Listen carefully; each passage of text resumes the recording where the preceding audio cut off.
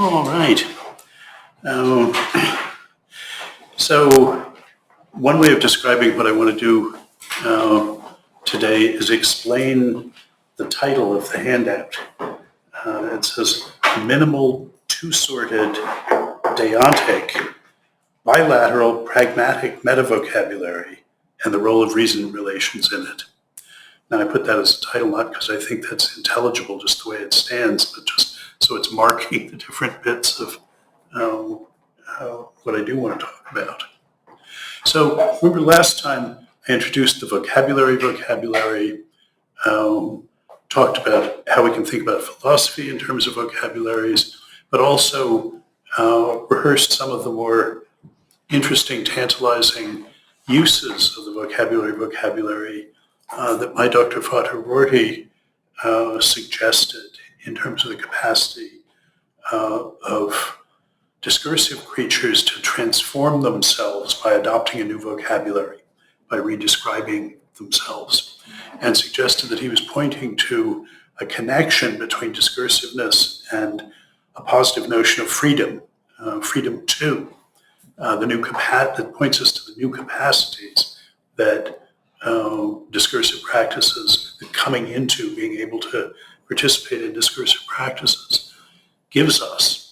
And that this is ultimately, I think, a rich ground for political theorizing along a somewhat different dimension than philosophy of language is usually applied politically. But that's so far just a promissory note. I'm not going to do much today to redeem it, but on down the line, I want that political dimension to be brought back in. But I introduced the notion of a pragmatic metavocabulary, of vocabulary that lets you say what it is you have to do or be able to do in order thereby to be speaking, saying that things are thus and so.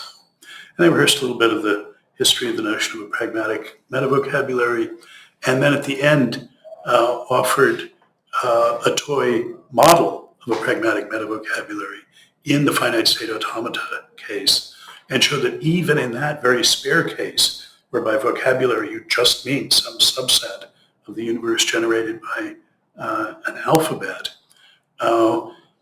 pragmatic metavocabularies behave very differently than semantic metavocabularies do for it.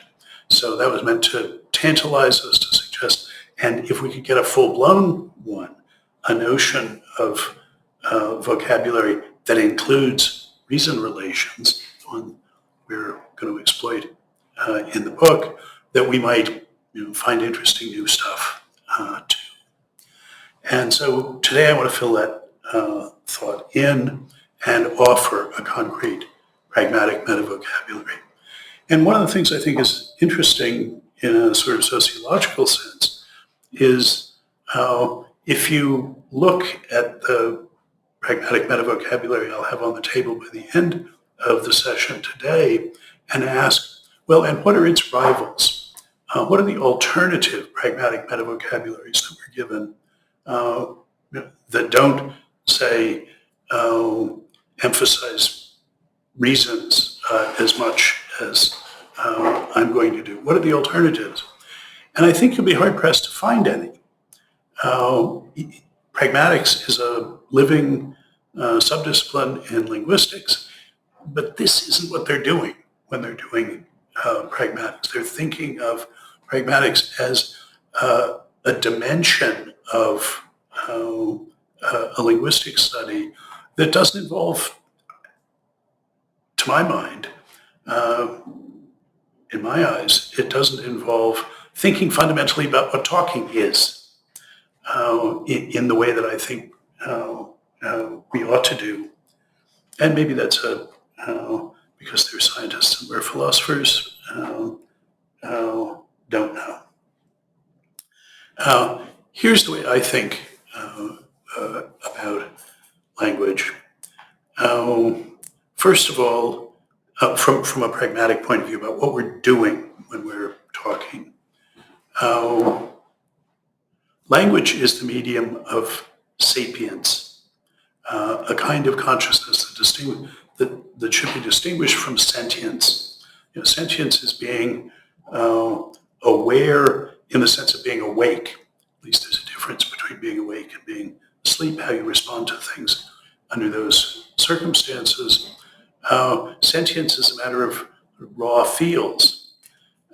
Sentience is a matter of conceptually contentful states, beliefs, desires, intentional states.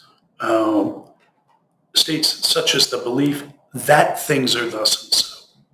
And what's going to follow that is going to be a declarative sentence. It's going to be applying concepts. That's the sort of discursive practice, concept mongering practice that I'm concerned with. And I think that claiming that things are thus and so is not just one thing you can do with language. It's something like the thing you can do with language, in virtue of which everything else is possible. It's the core form of speech act, assertional practices of claiming or of stating, as it were, facts. Fact-stating discourse is fine. Whether the notion of fact gives us a grip on stating, or whether we should do it the other way around, that's left open. I think that a good way to demarcate discursive practice is that discursive practices are ones in which some speech acts are practically accorded the pragmatic significance of claimings, and that any speech acts that are parts of practices that do not essentially involve claiming practices are vocal but not genuinely verbal practices. They're not really linguistic practices. So this involves disagreeing with a fairly fundamental claim of the later Wittgenstein, a hero and one from whom we learn a great deal. But his toy Sprachspiel, language games, are not required to involve claiming. If you think of the slab language game at the beginning of the investigations, where the builder calls out slab, and the assistant brings him a slab and presumably gets beaten with a stick if he brings a pillar instead of a slab, or rewarded, fed for the day if he brings the right thing. And Wittgenstein has various points that he wants to make with these toy Sprachspiele, none of which turn on this issue. He wants to demystify, I think, that what Wittgenstein is doing is demystifying features of genuinely discursive practice, features that we may find mysterious, by showing that they're shared already with these absolutely simple practices where nothing is hidden, and we say, oh, look, I know what's going on in this practice. And if that's so, and it shares the feature with, say, pain talk, then he says, well, look, don't be mystified by this feature of the other talk. So I'm not objecting to the use that he makes of Sprachspiele. I'm objecting really to him calling them Sprachspiel. As I say, vocal but not verbal. In particular, it's important to realize that the builder's call, slab, is not an imperative. It's not properly translated as bring me a slab. Indeed, Wittgenstein calls it a call, a roof, rather than sort of a saying of something. But I think it's important to see that it's not a game that consists only of imperatives. Why not? Well, as it were, the force is right. The builder makes noises, And there's a distinction, a normative distinction, between what's an appropriate response and an inappropriate response to the noise that he's made, to the performance he's produced.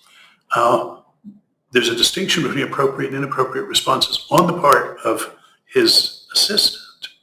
And that's also true of imperatives. If it were a richer game and he said things like, bring me the slab or throw that slab away, it would still be true that he was making noises, the appropriate response to which in the practice was to do one class of things rather than another.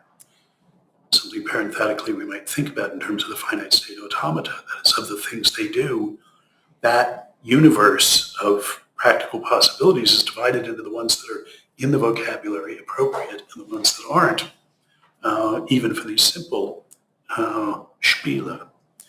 But to have a genuine imperative, you have to do more than produce a performance that's appropriately responded to practically with one sort of other performance and not another. You have to distinguish what the appropriate performances are by describing them, by saying which ones they are. Those are the ones where you bring me a slab. That is, an imperative can be paraphrased as, make the following declarative sentence true, that I have a slab.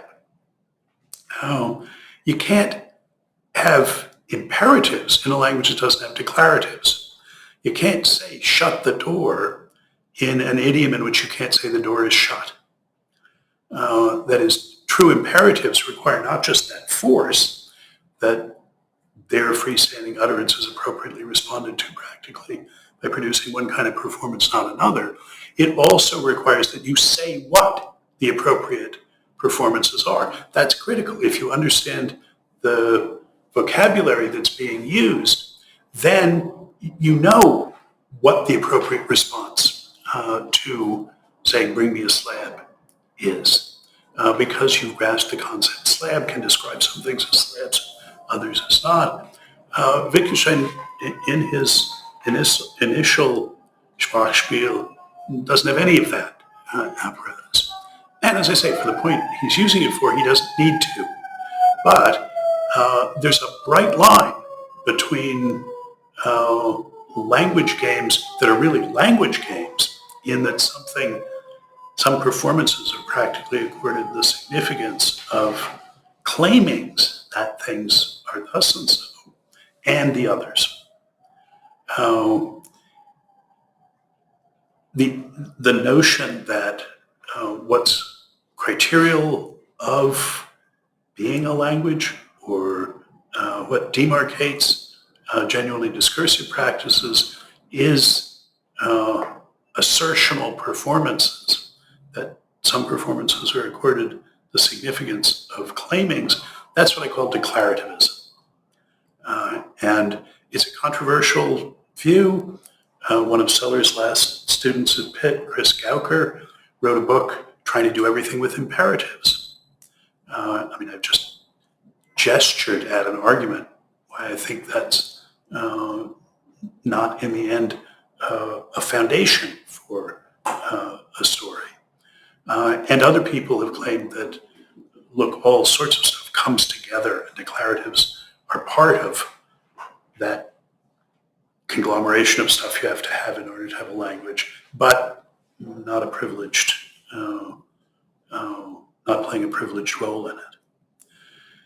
Wittgenstein doubles down, I think, on not caring about what I just called a bright line between genuinely discursive practices and others, when he says you have to understand the city of language as not having a downtown. It's all suburbs. There's no core such that everything else is appended to it and depends somehow on its proximity to the center. And I say, this, I just fundamentally disagree. Language does have a downtown, and it's claiming, it's asserting. that's how you ought to distinguish a set of practices as discursive as opposed to one that isn't. I made this argument once at a conference Hugh Price put on, and as I walked to the podium, he had entrance music, and it was Petula Clark's Downtown. And so that was really the appropriate theme song. So I'd at least like to unpack a little bit that declarativist commitment and say something about why I think that's a good thing to mean by discursive practice. It gives us entry into the iron triangle of discursiveness. And that is assertional speech acts on the pragmatic side. That's the fundamental kind of doing in a discursive practice. And you do that by uttering declarative sentences. On the syntactic side, declarative sentences and assertional speech acts are parts of one whole. The way you pick out declarative sentences is those are the ones you can use whose freestanding use has the default pragmatic significance of making a claim, of, to get ahead of myself, of undertaking an assertional commitment. So declarative sentences on the syntactic side are paired with assertional speech acts on the pragmatic side. And the third element of the triangle is the propositional contents, the claimables that are expressed by declarative sentences and are endorsed in some way by assertional speech acts. Those propositional contents on the semantic side. And these form an indissoluble triangle. They all come together. You're going to have those as a package. And I'm saying any practice in which you can discern the iron triangle of discursiveness should be thought of as a discursive practice.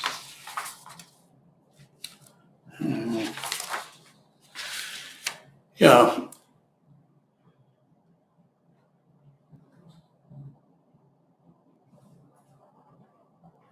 Asserting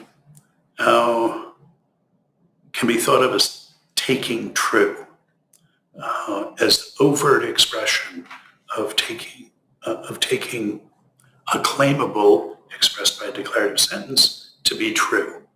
So if you had a good enough grip on the other two sides of the triangle and had a handle on the notion of truth, maybe that would be a way to understand assertion. I think that was the traditional way of trying to think about it. But it depends on your being able to define truth, as well as saying sort of what it is to take up an attitude towards the truth of something. Frege, who showed us what you could do semantically with the notion of truth. Indeed, I'd say nobody really did anything semantically before Frege. That's when the notion of a semantics really was first put on the table. But he says, well, I'm allowed to appeal to truth as a primitive because everyone who can speak implicitly understands it already, even if they can't define it. And what's the evidence that they implicitly understand it? Oh, they make assertions. They take things to be true. Well, that's true.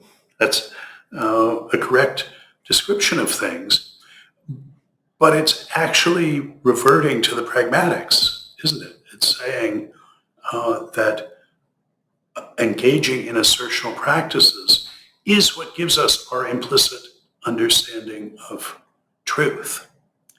So you would think then one would want to go on to say, well, what is it to make an assertion? He had an assertion sign that he put out in front of things that were sort of, well, what does that mean? What are you doing when you assert something? But he was interested in the semantics, not in the pragmatics. He didn't go that way. I just mentioned this to say Frege is one of the great sort of truth-first people, but actually when you look at what he says about truth, he immediately says, well, you've got to go to the pragmatics in order to understand it. Is there another way in to the notion of assertion? And I think there's two of them. One, in making assertion, you're altering your normative status. Asserting something is undertaking a kind of commitment. You are throwing your lot in with this claimable, overtly pledging your allegiance to it. So if we could just say what that kind of commitment was. And I think theories of assertion that have been more popular recently, I'm thinking of Williamson's understanding of assertion in terms of knowledge claims. I think that is a responsive answer to this challenge of saying what kind of commitment it is.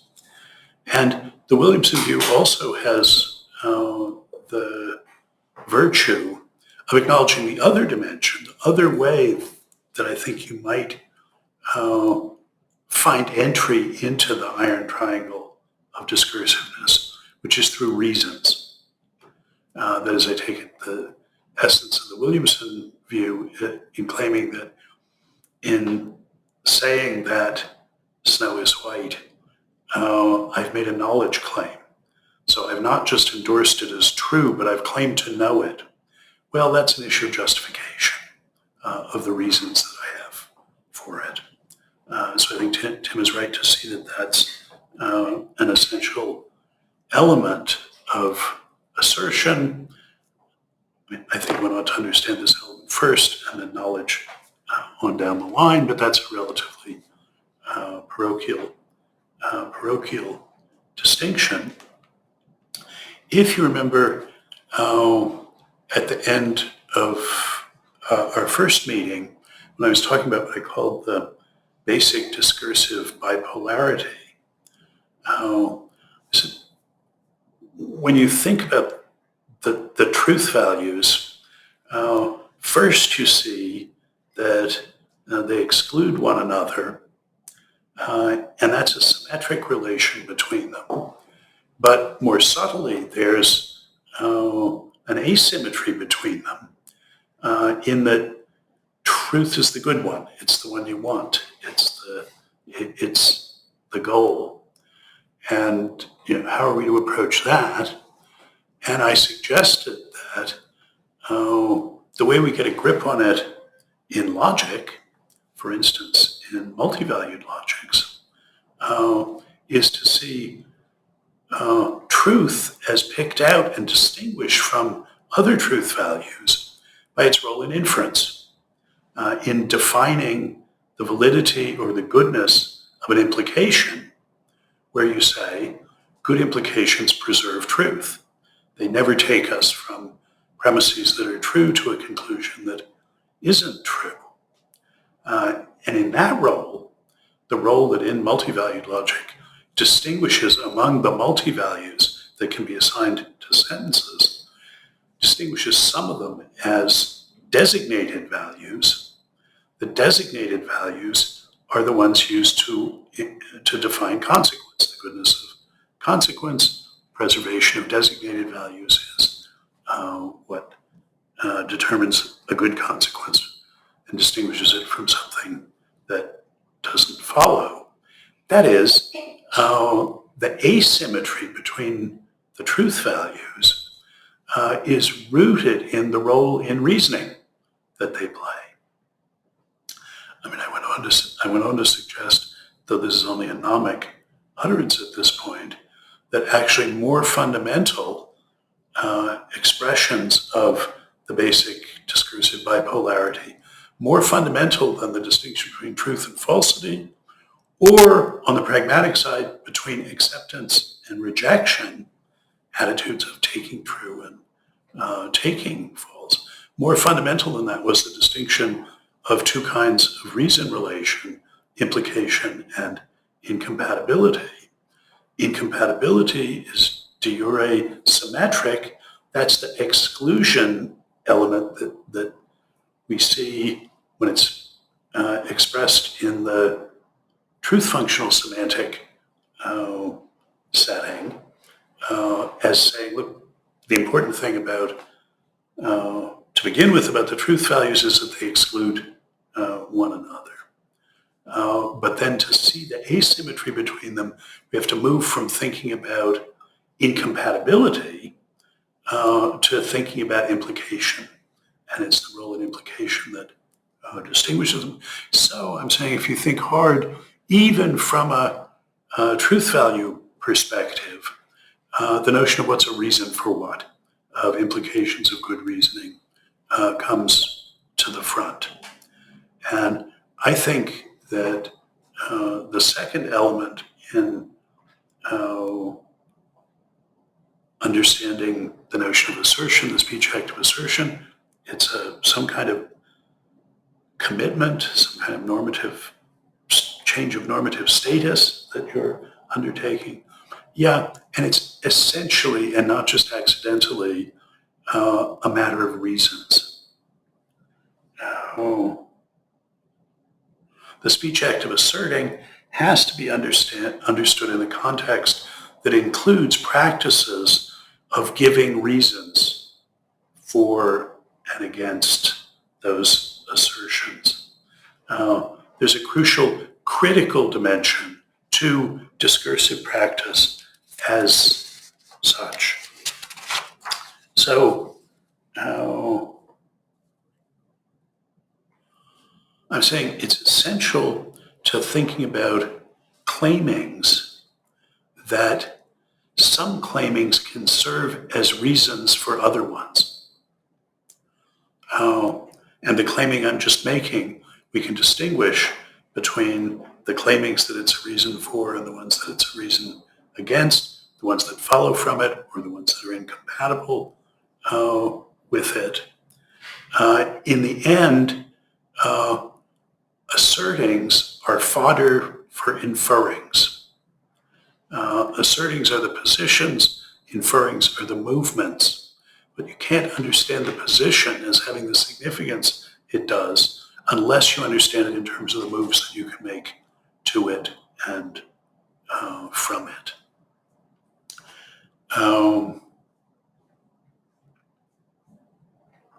Sellers makes this point distinguishing between two kinds of classifying. One that's a mere labeling, responsive labeling, and the other that's genuine describing. And the difference, he says, is that descriptions, the classificatory response, I'll start a little farther back. Any response that I make to environing things can be thought of as inducing a kind of classification of them. When the chunk of iron rusts in some environments and not in others, it's classifying the environments as being of two kinds. The kinds it responds to the one way, the wet environments, wet and oxygenated environments, and the others. If you think all there is to thinking is classifying, then you're going to be some kind of a panpsychist, because everything to be actual has got to respond differentially to things around it. If you see that as classifying as being of one kind or another, then you can think of that chunk of iron as having to be sure, dull sort of mind, because there's only so many behaviors it has, only so many differential responses it can make. But okay, isn't that thinking? No, that's merely responsive classification. That comes with just being actual. To describe something, the response that is the classification has to be situated in a space of implications. So there's when you make that response, some things have to follow from it, and you have to have excluded some other responses as inappropriate. Here's an example. If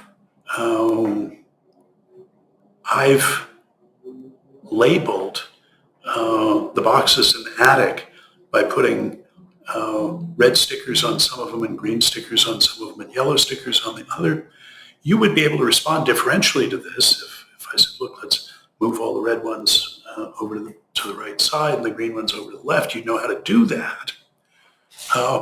But those stickers, while classifying the boxes, wouldn't yet be describing them. But if I see what follows from it having the sticker, the red one means throw it out, the green one means keep it in the attic, and the yellow one means show it to my wife to make a decision about it. Now when you know what follows from it, now you can say in putting that label on it, you're describing it. There's the question, did you put the right label on it? Did you put the label that corresponds to the way you actually ought to respond to this box, or did you mislabel it, misdescribe it? That's a matter of situation in the space of implications.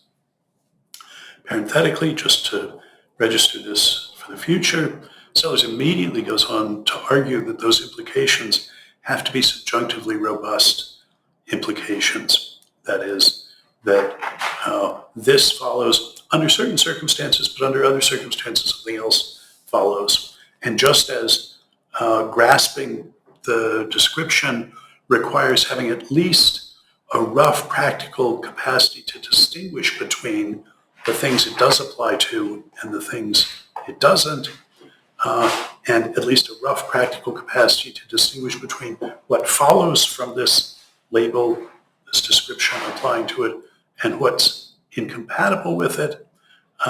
It also requires a rough and ready practical ability to tell under what circumstances, under what different circumstances this consequence would still follow, and which differences in circumstances would mean that it doesn't. All of those here are fallible, and there may be lots of don't knows in it, but your grasp, he's saying, practically consists of the conceptual content of the description, practically consists in your ability to make these moves. So all of that, all of those considerations motivate, at least, thinking of assertional practices as essentially involving reason-giving practices, in the sense that what makes something assertable is that it is situated in a space of implications. It can both serve as a reason and stand in need of a reason. So functionally, we can think about assertions in terms of what their role is as a reason and how they stand with respect to reasons for and against them. Unpacking that thought just a little bit more, practices of claiming must involve practices of defending the claims and challenging them. Defending them, giving reasons for them, that is, making other claims that stand in this reason relation of implication or consequence to them, and understanding what the claiming that you're making, what that could serve as a reason for or against. So the picture is somebody makes a claim, and that's in order for a speaker of the language until and unless it's challenged by somebody making a claim that counts as a reason against it, a reason why that claiming is not in order. And at that point, you lose entitlement to that assertion until and unless you successfully defend it, that is, make another assertion that's a reason for it. And discursive practice has as its core this practice or game of giving and asking for reasons, making claims, challenging them by giving reasons against them, defending them by giving reasons for them. And I suggest that we think of this as a minimal discursive practice, in the sense that any autonomous discursive practice, any language game you could play, though you played no other, genuine language game, discursive practice, has to include practices of this sort. Because, elaborating the picture a little bit more, we're going to understand the relation of being a challenge, which is a relation between claimings, between speech acts. You say the Cathedral of Learning is taller than the Washington Monument. And I say, no. German has the all-purpose word, doch. No, that's merely a disagreement. I haven't actually made a claim yet. I've just put you on notice that a strong letter is to follow that will disagree with you.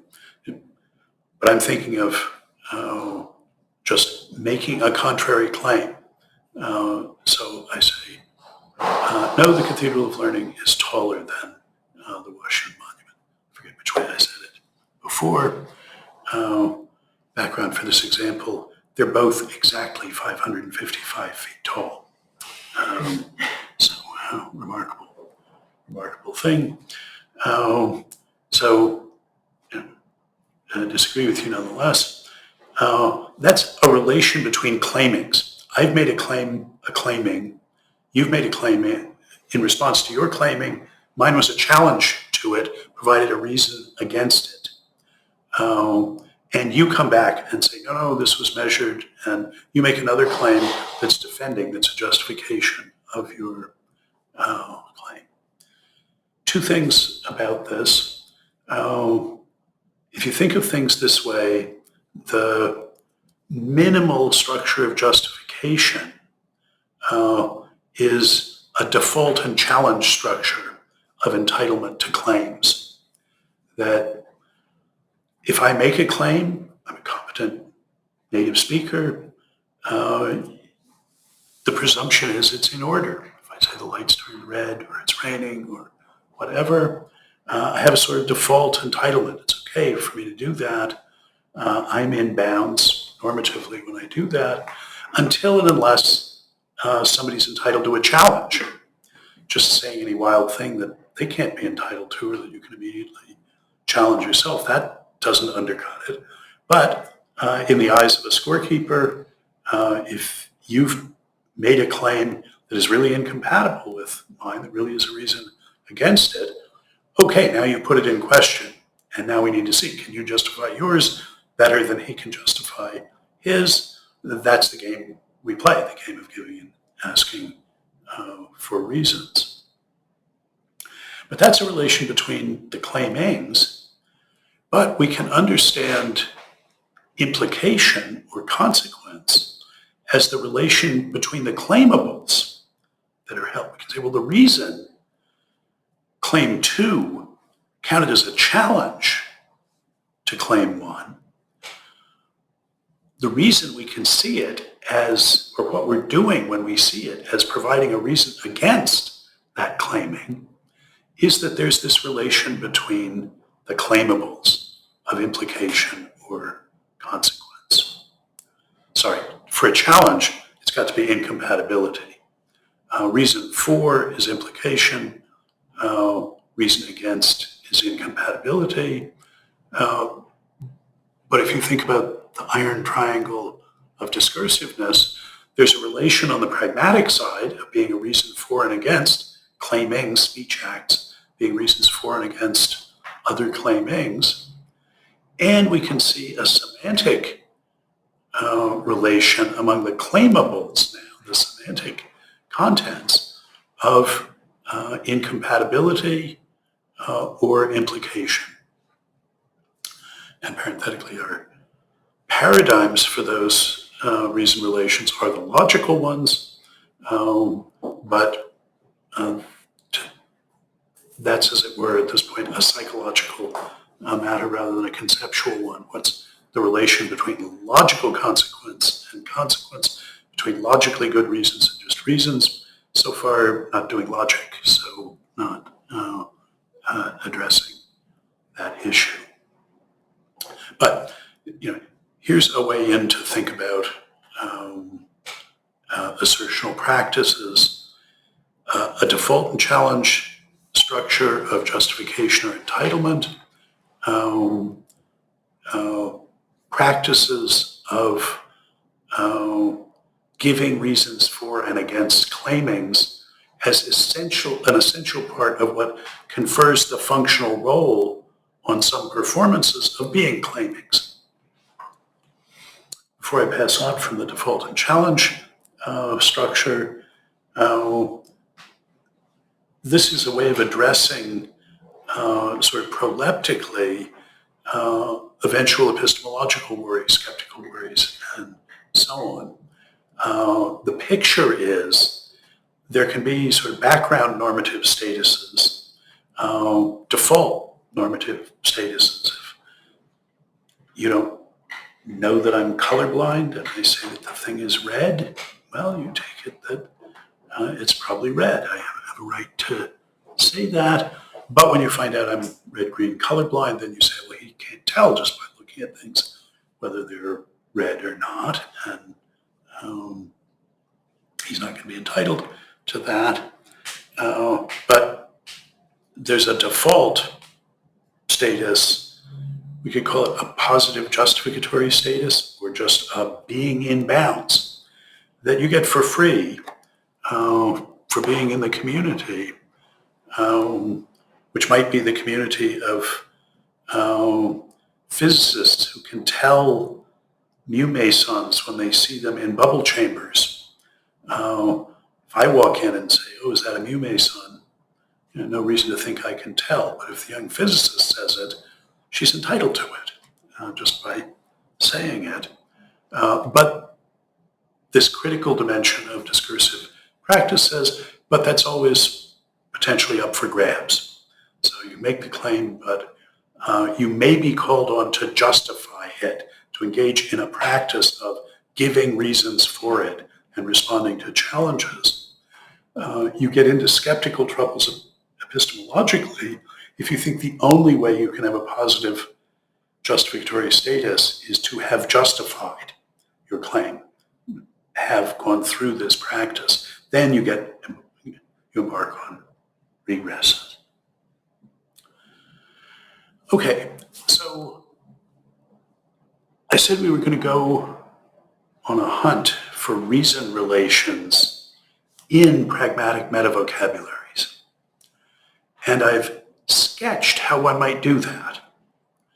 If discursive practices essentially, not just accidentally, involve practices of giving reasons for and against, and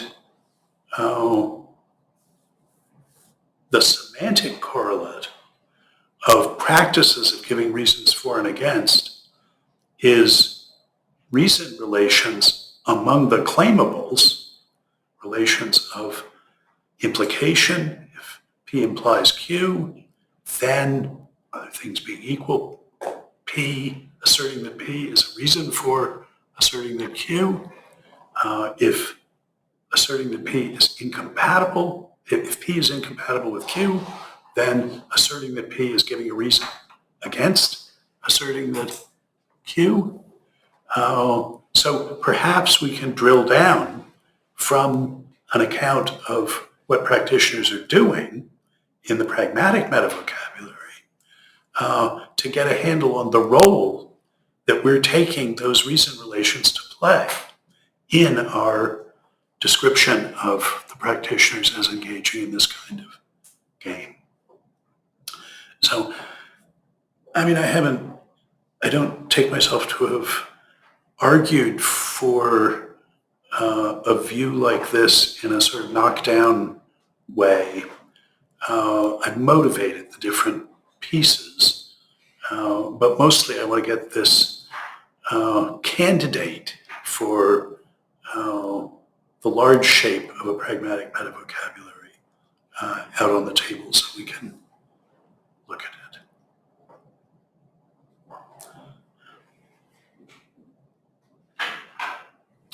Any thoughts about that? Yeah. I have a Wittgenstein question, which might be, you tell me if I should just, if you want to ignore it. It is also a question about this notion of a language game, a minimal language game, one will play even though one plays no other.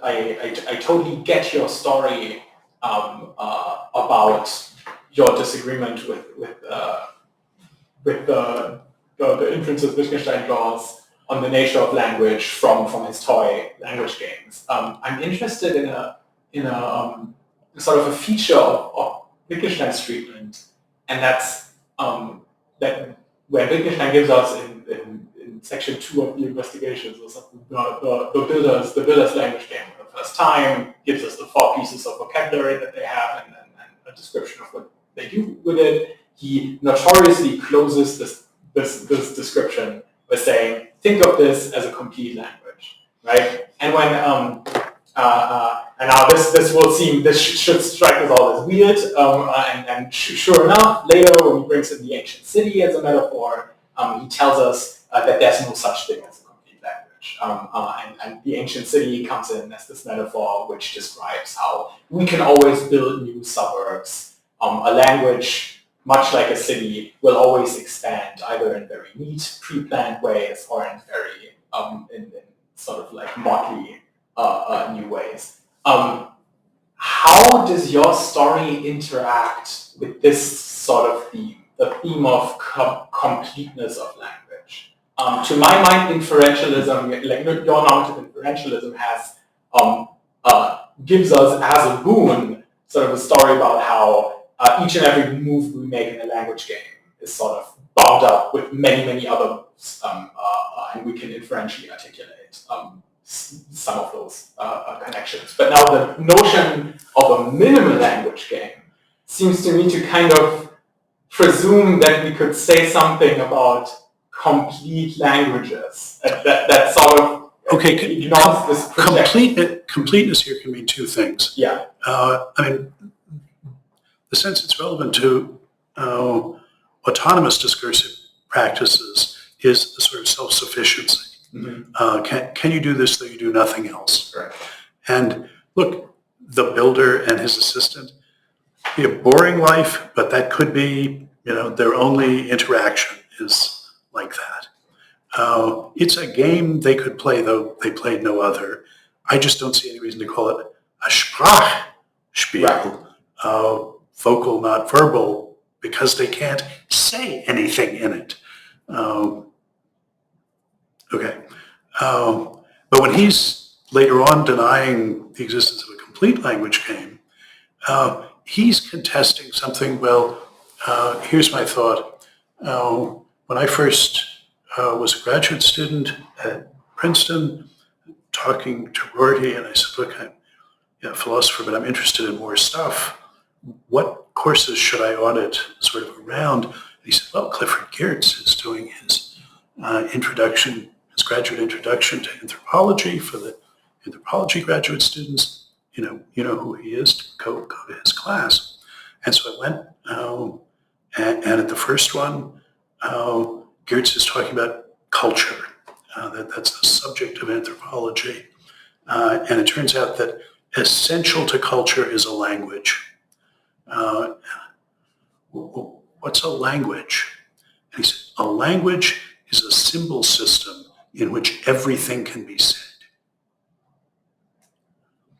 Now, that's not silly. It is a feature of natural languages that you can at least expand them to say what the other one says. We pick some New Guinea jungle language. You can't say much about quantum mechanics in it as it comes, but we know what you need to do to elaborate in that language the expressive resources that are needed to do, well, anything we really know how to do in it. And this is by substantial contrast to artificial languages that you may have no idea how to get from one to the other. Still, I mean, 22-year-old that I was, I raised my hand and said, and how would you define everything? Everything that you can say in any language. And of course, there's the rub. The point of the language is you can always say new stuff in it that nobody has ever said before. And every time you do that, you're affecting the expressive powers of the rest of it. That notion of completeness, that's a grand falloon. That there is nothing to that notion. What one should do is reject that. Put it in a box with another extremely tempting but ultimately broken-backed concept, which you will probably not have noticed the care required in my discussion last time, never to appeal to the notion of all possible vocabularies, to talk about vocabularies but without quantifying over them, because you can't. That there is no definite sense that you could give to that notion. Well, aren't I trying to say what one is? Well, yes, but this is the expressive capacity of them is precisely the point, is to overflow. I mean, we haven't seen why that should be true of the kind of practices that we're talking about here, but the notion of all possible vocabularies is a completeness notion like that. And when we understand the notion of facts better, you'll see that if you quantify over all the facts, you're quantifying over all the vocabularies, because they're the physical facts, that is, the facts statable in a physical vocabulary. There's the culinary facts, that is, the facts statable in a culinary vocabulary, and so weiter. So the very notion of all the facts, which you might appeal to in arguing about physicalism or naturalism or something like that, that notion turns out to be deeply incoherent, not obviously incoherent, but when you press it, you see that it is. Anyway, the notion of a language being complete in that sense, yeah, I absolutely agree with him. That's the good lesson to learn from the, you can always add more suburbs to it, that there's no downtown. No, that's not. But it's just true of the later Wittgenstein that he didn't much care about reasons and concepts. That wasn't what he was talking about as far as he was concerned. So he would reject the sort of bright line that I've been pursuing. Okay, look, I tell you, I put on the table the outlines of a practice, making claims, giving reasons for and against them, that describes in general terms a relation between practices of asserting and reason relations among assertables. I say practice of asserting. In the games as I'm describing them, all anybody does is make assertions. That's the only speech act. But some of them have, as it were, the perlocutionary significance of being challenges to other assertions or defenses of some assertions against challenges by other ones. So being a challenge or a defense is a role that an asserting can play relative to other assertings. It's a sort of an asserting all by itself, but it is a defending or a challenging relative to some other one. That's a relational property of it. And the thought is wherever there's that relational property among possible assertings, that's because, in some sense, there's a reason relation of implication or incompatibility among the assertables. That's the idea of how to precipitate reason relations out of the pragmatics, out of a description of what you're doing. But connecting reason relations with norms governing practices is a much more complicated issue than it appears on the surface. And the first sort of clear statement of how it's more complicated, I think, comes from Gil Harman, also parenthetically one of my teachers at Princeton.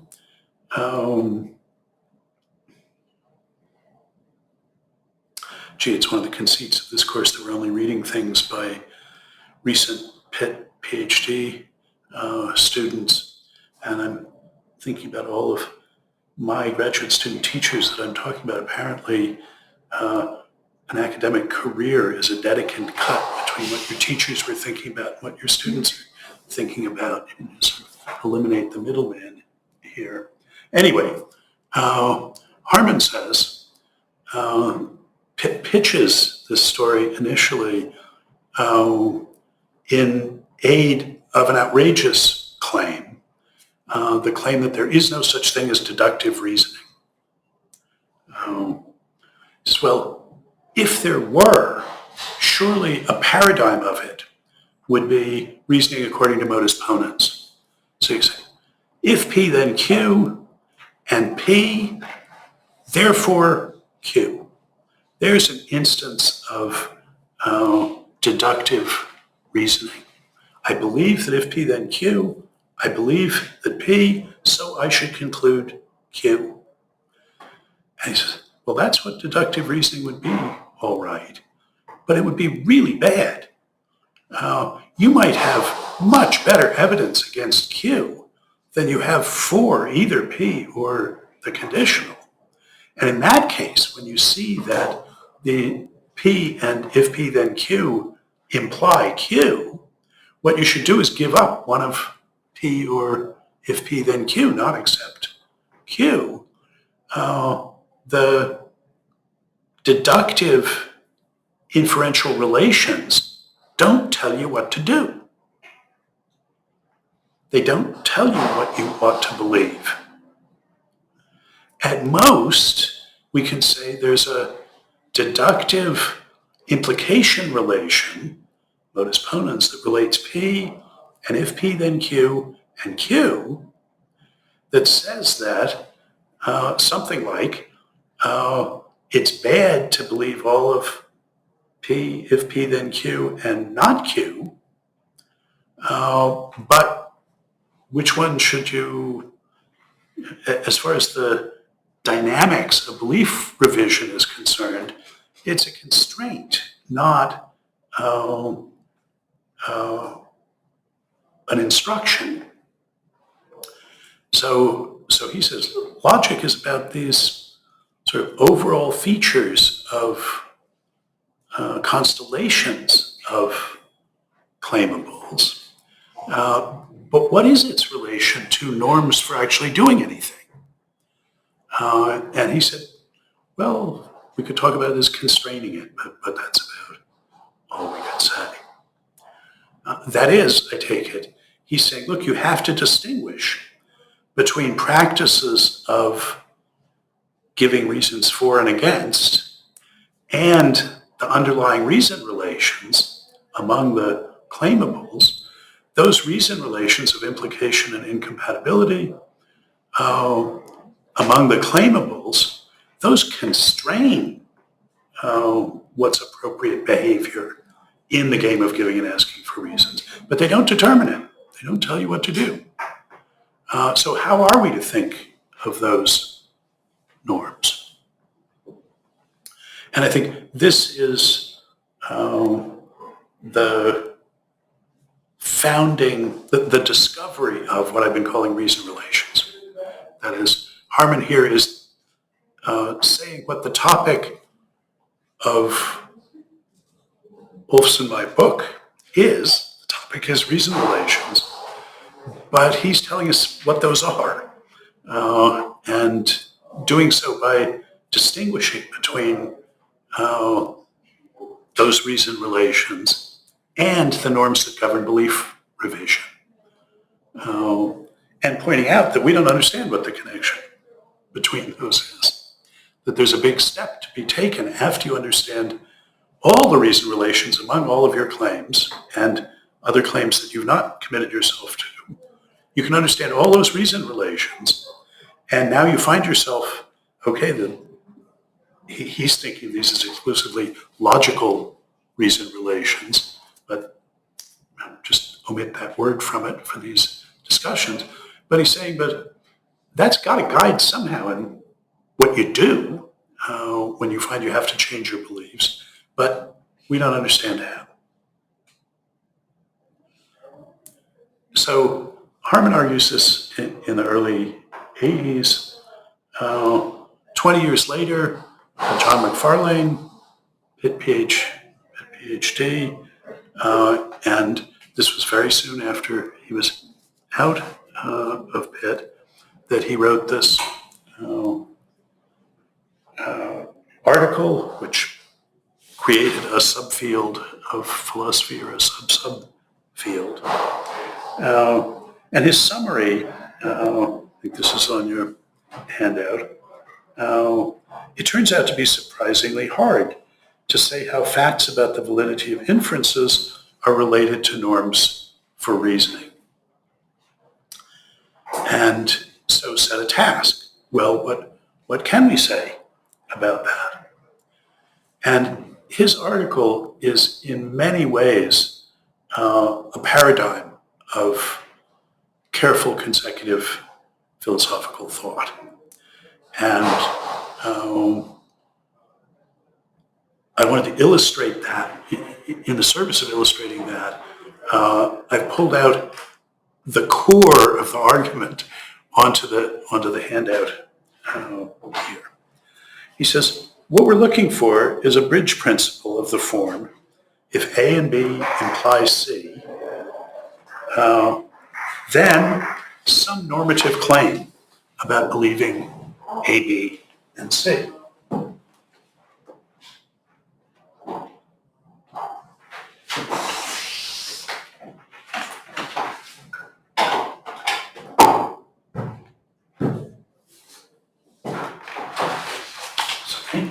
So, what normative claim? Well, we can generate a nice set of options by varying three parameters. The type of Deontic operator. Do facts about logical validity give rise to strict obligations or permissions or just defeasible reasons? If we have to go with the last one, we go, well, that's going to be more complicated than the other two. But some normative claim, well, what's the force of it going to be? Is it going to be an obligation, a permission, or a reason for believing or disbelieving?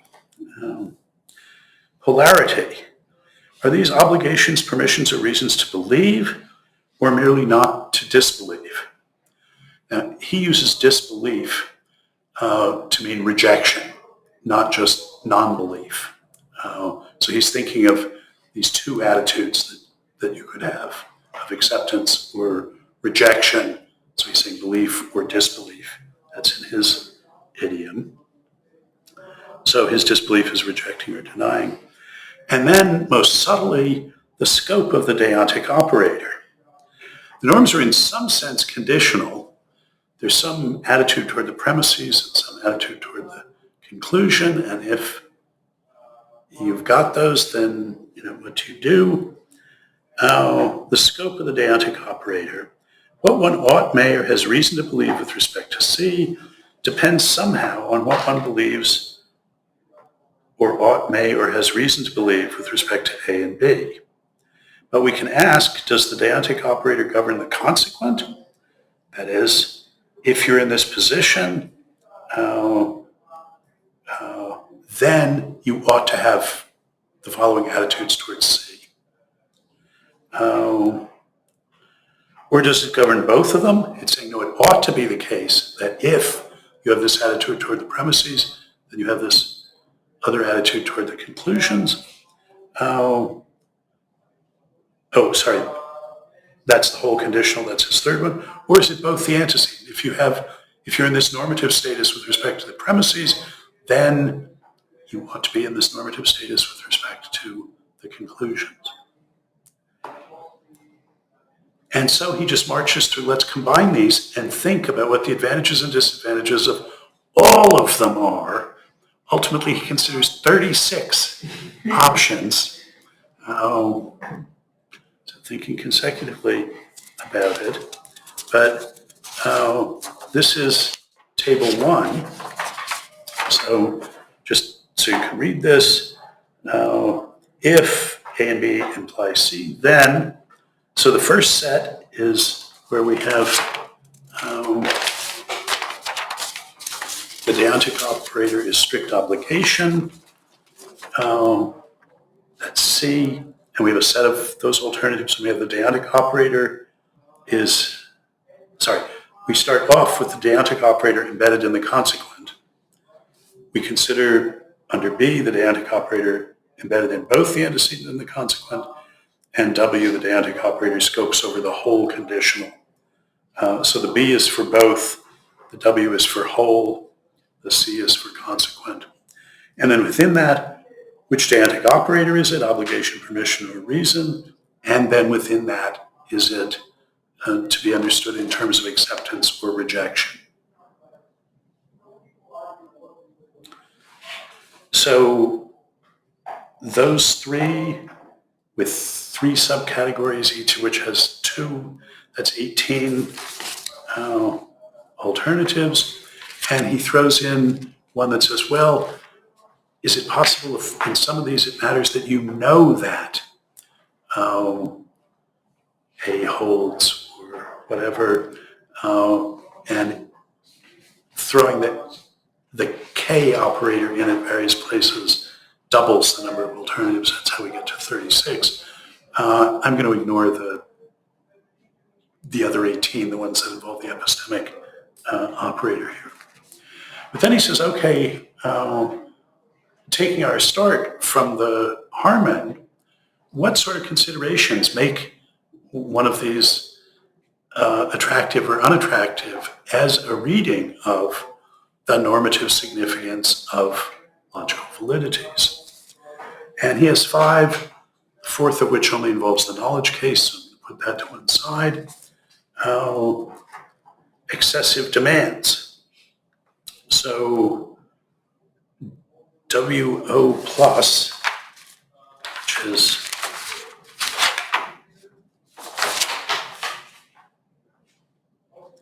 you ought to see to it that if you believe A and you believe B, you believe C.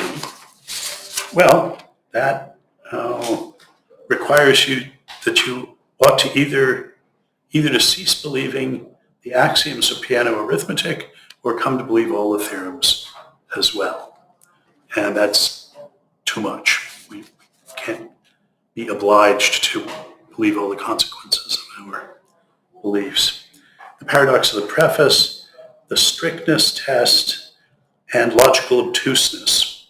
I'll mention that because it does a lot of work for him. Suppose someone believes A and believes B, but just refuses to take a stand on their conjunction. intuitively there's something wrong. She's being illogical. Now you can see this and the excessive demands are in tension with one another. But he takes these principles, motivates them, and then marches through his botanization, through his table, and sees that these rule out almost everything. Almost all those alternatives.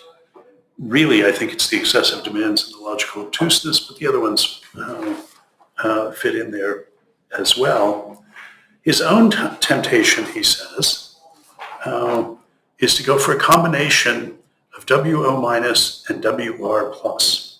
And I've repeated those here. That is what survives more or less his critical analysis is you ought to see to it that if you believe A and you believe B, you do not disbelieve C. You don't reject C. And WR plus, you have reason to see to it that if you believe A and you believe B, then you believe C. You have reason to see to it that. Now you see that maybe is evading the excessive demands, or is it too strong already? Okay. I've boiled down the argument here. Basically, it's all in that chart, but because I wanted to make sure that we all sort of had this achievement in sight. You have the article, so you can look and see how the bits go, but there's been a lot of responses to this. People saying, "Oh no, my favorite. We can evade your arguments against that." This in cases. So people found this very stimulating. But those are the conclusions he comes to. This is what's standing at the end of his critical engagement with arguments. And I think that's something like that's the state of play where Macfarlane leaves it. And I won't pretend to have surveyed the literature downstream from that in the last 20 years. But what I have looked at leaves me with Macfarlane. I think we've learned a lot along the way, but nothing that changes this conclusion. So, what I've said so far is I sketched a declarativist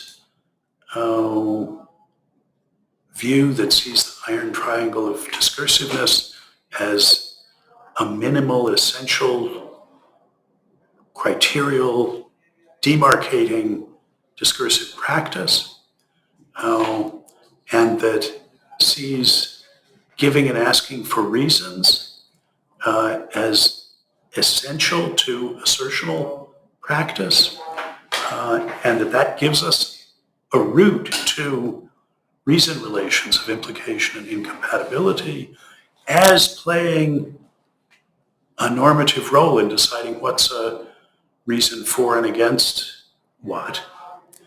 And then said, but hey, slow down.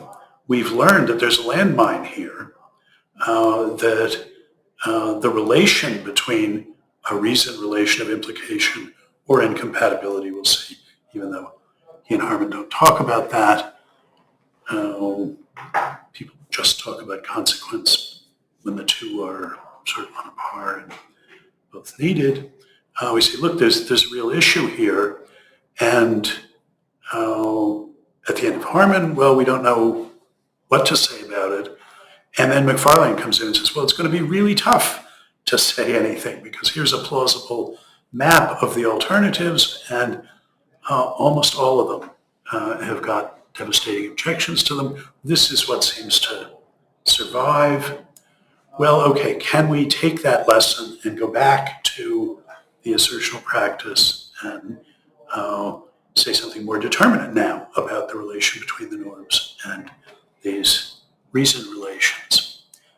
And what I want to do after our break is say, okay, here's a clue. Let's look at Greg Restall and Dave Ripley's bilateralist normative pragmatic reading of implication in multi-succedent sequent calculi. So a standing issue in the philosophy of logic is, well, what do you mean by implies? And in multi-succedent sequent calculi, we're treating implications as basic objects and looking at relations between them.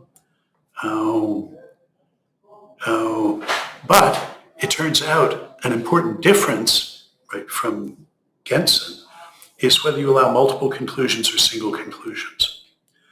And roughly, if you allow only single conclusions, you get intuitionism.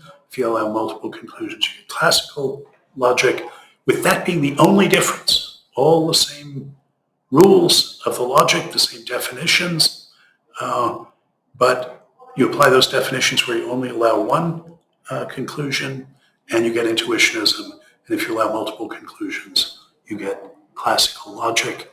So that difference is a difference that needs to be really thought about. But people pointed out, and fans of intuitionism like Dummett point out, that we don't actually, what do you mean by multiple conclusions? When we talk about implications, you draw one conclusion. I mean, maybe you could have drawn another one, but the single conclusion is the natural one. What do you even mean by saying that this set of conclusions follows from this set of premises when you don't just mean that each one follows individually? It's the comma on the right is disjunctive, comma on the left is conjunctive. What even does that mean? And so Restall is thinking about that and comes up with this answer. Here's what it means. Here's what I mean by implication. And it's a normative, pragmatic, bilateral view. And I think it has the clue to respond to Harman and to McFarlane. But you need to combine it with another distinction that Restall and Ripley do not make. And what I want to do after the break is say what their bilateralist insight is and what you need to add to it. They give a normative, pragmatic, bilateral reading of implication, but it's still deontically single-sorted. They only have one normative status that you can either have or not have. And that's not good enough. You need two of them. That's the two-sorted deontic in the title.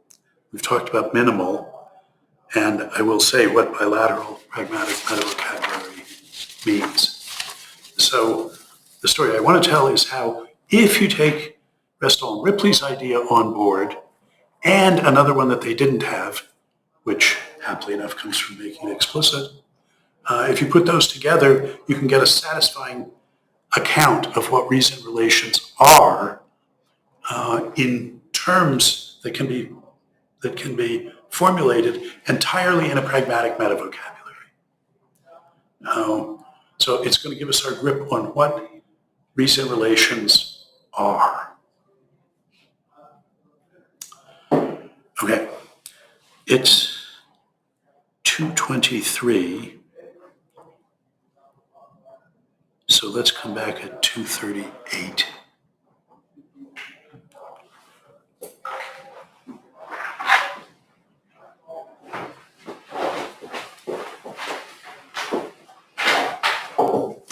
Bob, earlier you were talking about the sellers with the labeling of genuine descripting. Where is that? It's in counterfactuals, dispositions, and the causal modalities. Thank you. It'll come up again. I'll give some meatier quotes with it. Okay, I described some of the background of Greg Restall and his student David Ripley, who are among the most important philosophers of logic today. But one of the reasons they're such good philosophers of logic is that they're good philosophers and they care about other things as well. And so worried in a systematic way that other people have not about what the implication sign means. So I mentioned the sequent calculus that we will hear a lot more about later on is Gerhard Gensen in the 30s. And its basic move is to treat reason relations, specifically implications, sequence, as just objects. And look at relations among them, as opposed to treating the objects as the sentences or the sets of sentences and looking at reason relations as relations among them. They're saying, let's treat the claim that gamma implies delta as an object, a sequent, and say, well, if that sequent holds, what other sequence hold? Or is that incompatible with some other sequence holding, and so on? And so you can do fabulous logic in the sequent setting.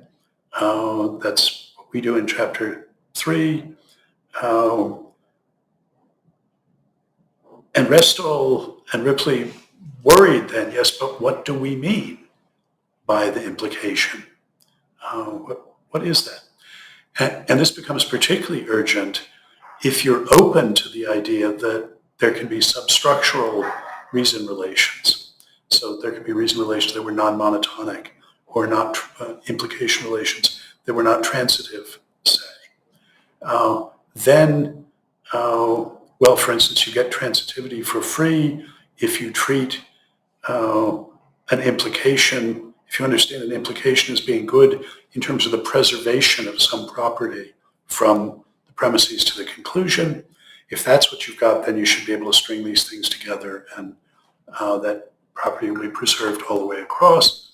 So that model of thinking about what implication means won't help you with intransitive or non-transitive consequence relations.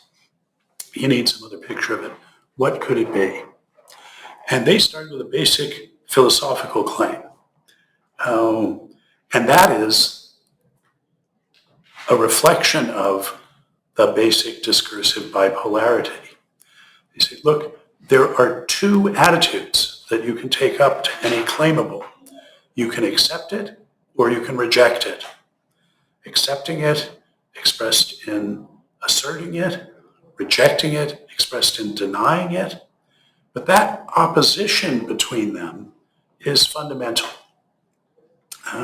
That's the first thought. So in the pragmatic metavocabulary that they want to use to understand implication, as I say, the model for what we're doing, they say, well, the norms that we get out the other end that are consequent upon this implication holding, they should be norms that govern acceptance and rejection, constellations of both of them. Now, that's a general idea. People have had that for a long time. There's an Aristotelian, there's even a Parmenidean ancestor to it.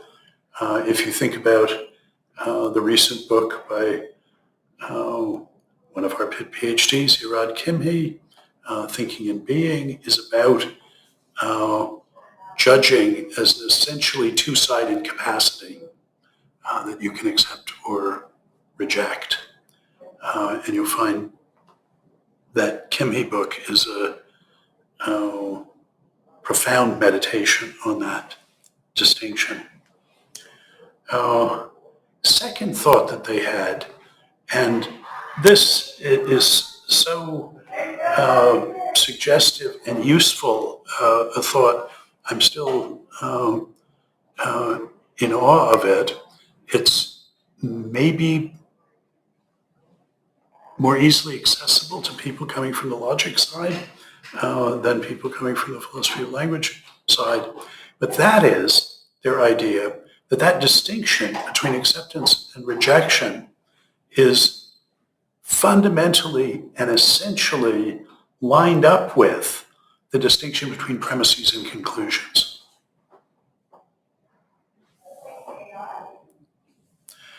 And that fact can be used to understand implications. So their view is, let's look at a constellation of commitments. And they can be, well, let's look at a constellation of attitudes. Let me say that. Acceptances and rejections. So at any given time, you have a bunch of claims that you accept and a bunch that you reject.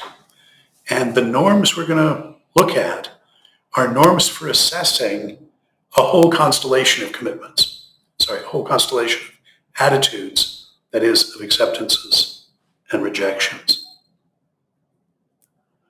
And some of those constellations are normatively okay, and others of them aren't. So we're going to have an overarching normative distinction between constellations of acceptances and rejections that are in bounds and those that are out of bounds. And that's what implication tells us. It puts constraints on that. So to say that the premise set gamma implies the premise set, that the conclusion set delta, is to say that any position that involves accepting all of the premises and rejecting all of the conclusions is out of bounds.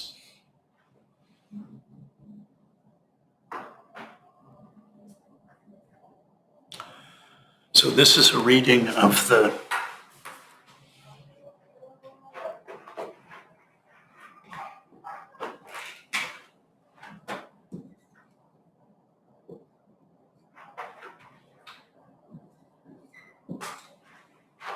premise set gamma implies, we use the squiggly snake turnstile so as not to build in all the structural things, just leave open that it may not be a preservation sort of thing. And then here's a set of conclusions disjunctively. This definition really makes perfect sense of the implications that occur in these multi-succedent sequent calculi. And they, looking over their shoulders explicitly at making it explicit, say, well, we can think of these attitudes as commitments. So what we're adding to the making it explicit normative pragmatics is the idea that the commitments come in two flavors: commitment to accept or commitment to reject. And there's nothing like that in making it explicit. Traditional thing in that way. So the lateral in bilateral is the sides, the two sides of the turnstile. And to understand implication, you have to understand that a sentence occurring on the left of the turnstile is a matter of you accepting it. And it's occurring on the right side. What's relevant is your rejection of it. But the way it's relevant is that if you accept all the premises and reject all the conclusions, you're out of bounds. And that merely constrains what you do. The thought is, well, it's bad to be out of bounds. There's sort of an overarching norm, get back within bounds. But as Harman taught us, just knowing that gamma implies delta doesn't tell you how to get back in bounds. It just tells you this position is out of bounds. So distinguishes between the ones that are in bounds and the ones that are out of bounds. Okay, I think this is the key to responding to Macfarlane. And furthermore, if we think about his WO minus, you ought to see to it that if you believe in A and you believe B, you do not disbelieve C. Well, if we translated that into their idiom, it would be, you're out of bounds if you accept A and accept B and reject C. And I think that's a fair paraphrase of you ought to see to it that. I mean, Macfarlane is cutting finer than Restall and Ripley are here, but it's the same idea. You're out of bounds. That constellation of commitments is out of bounds. And though they don't say this, it's obvious what the corresponding definition of incompatibility would be. That's if accepting, well, let me do it in the single succedent case, so gamma implies A, that if your position is that you accept all the premises in gamma and reject the conclusion A, then you're out of bounds. Sorry, and accept the conclusion A, then you're out of bounds. That's what it is for A to be incompatible with gamma. And then we can sort of see why those are parallel.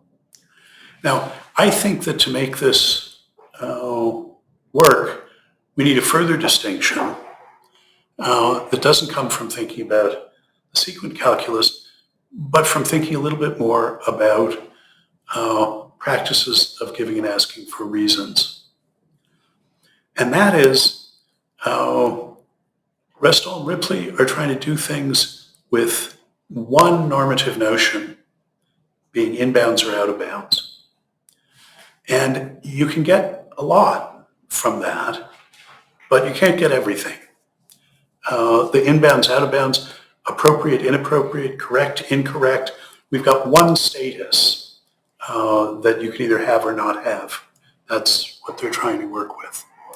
And I want to say that's not enough to think about giving and asking for reasons.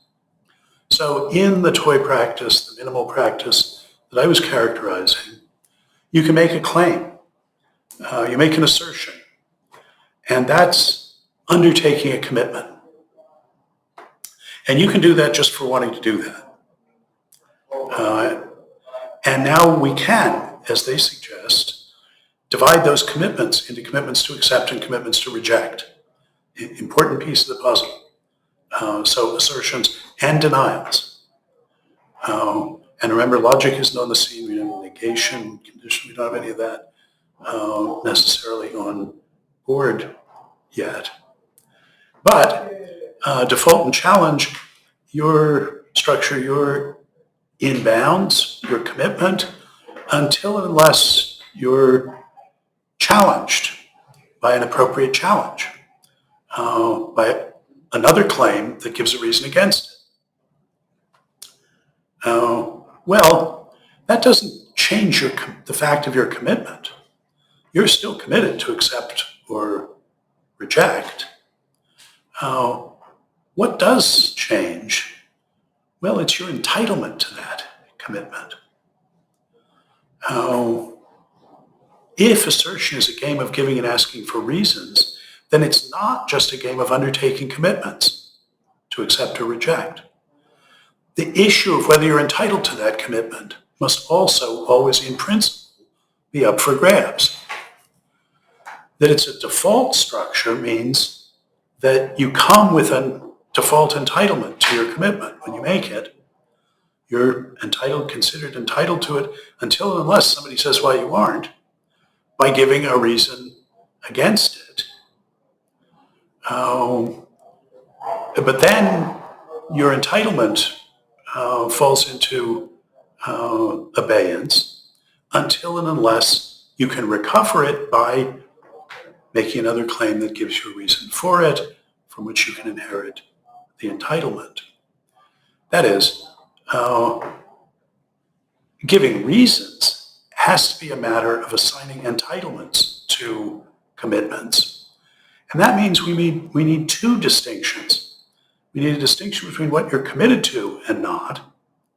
Well, and we've now subdivided that into what you're committed to accept and committed to reject.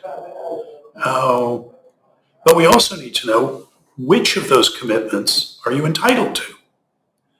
And the score on that can change as people challenge and defend their claims. So really, we've got the normative status of commitment or entitlement of commitment, which comes in two flavors depending on whether it's committed to accept or reject. And we've got the notion of entitlement to those commitments. And unless we can keep track of all of those things, we can't understand the practice of challenging and defending, of giving and asking for reasons.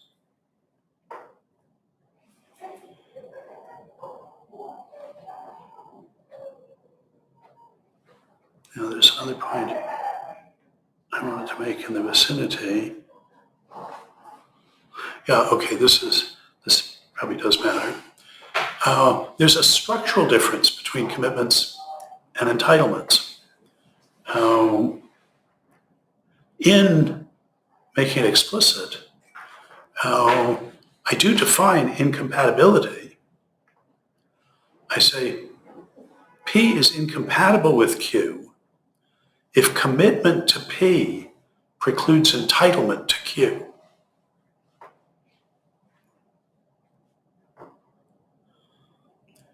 And in terms of incompatible, well, that's how we define that, that reason relation. Well, suppose I'm assessing your normative status. Now, the way you commit yourself in the public sphere is to make some assertions. But you end up committed to more than just what you've asserted. Maybe there's stuff that follows from what you're asserting. But still, each commitment can be rooted in the claims you made. And that's up to you. You can make them or not. Entitlements don't go one by one. If I want to know if you're entitled to your commitment, I need to look at all your other commitments and see whether any of them are incompatible with that one. But I need to look at all your commitments.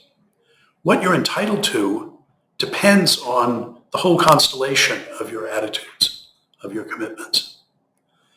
You can be committed atomistically just by asserting it or denying it. But the entitlement is a matter of its relation to all the rest of your stance, of your position, of the constellation of commitments that you've got. I mean, we see that in the rest all Ripley. What they're assessing as inbounds or out of bounds is the whole constellation, both sides of the implication relation.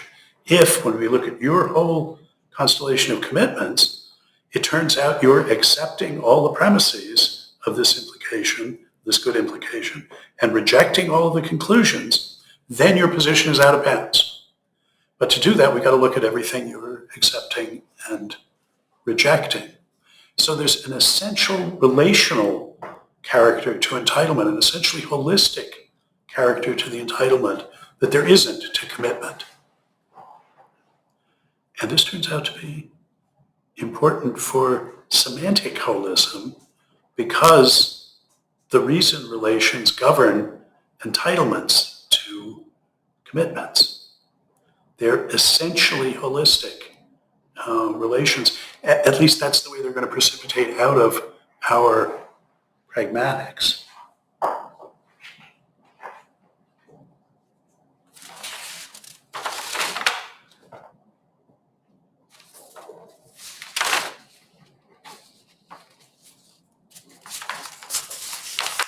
So our official, putting the bilateral Restall and Ripley suggestion as to how to understand implication.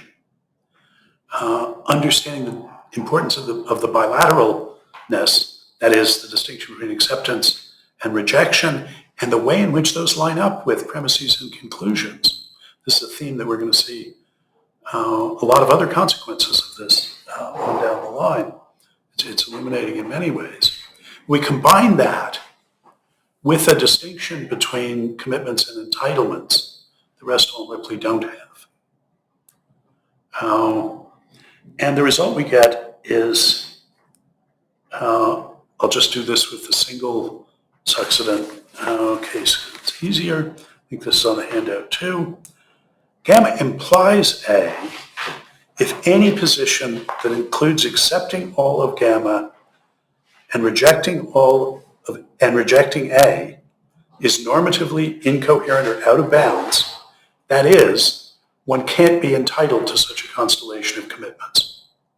So that's what the implication is telling us, that if, when we look at all of your acceptances and rejections, the goodness of this implication is telling us any position that involves accepting all of the premises and rejecting the conclusion, that's out of bounds.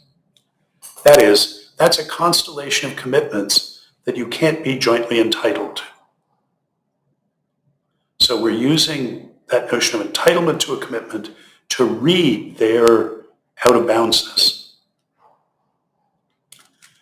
And similarly, we can say for incompatibility that gamma is incompatible with A if any position that involves acceptance of all of gamma and acceptance of A is out of bounds, in the sense that that's a constellation of commitments you can't be entitled, you can't be jointly entitled to.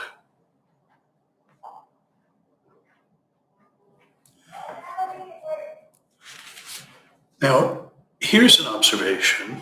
So that's the version that I want to say makes more precise Harman's WO minus, or anyway, is a more precise version of what he has.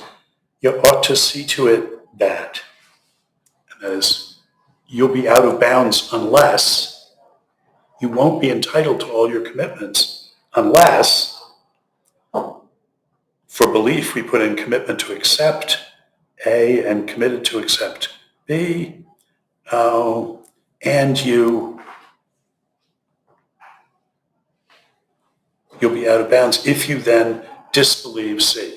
So to be in bounds, you have to accept.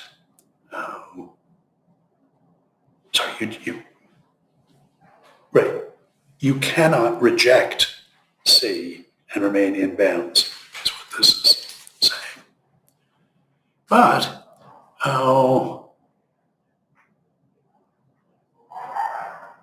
we can say that there's a sense in which if gamma implies A and you accept all of gamma, that you're implicitly committed to accept A. Because the other option, rejecting A, will force you out of bounds. So the only stance that you can take on it is acceptance. And so we can say this is the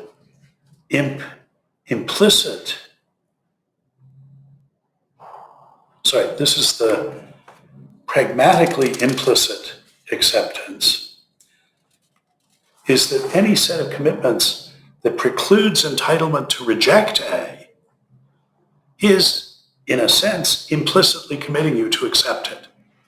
Now, in what sense? Well, in just that sense, that you're precluded from taking the other stance.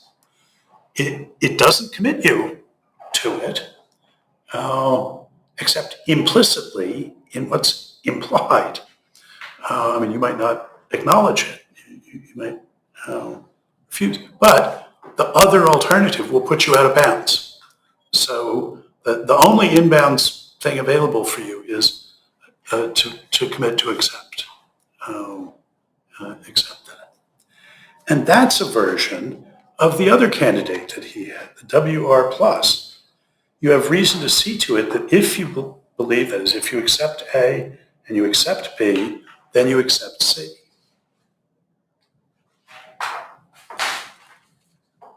You're implicitly committed to do that because you're precluded from being entitled to reject it by the implication.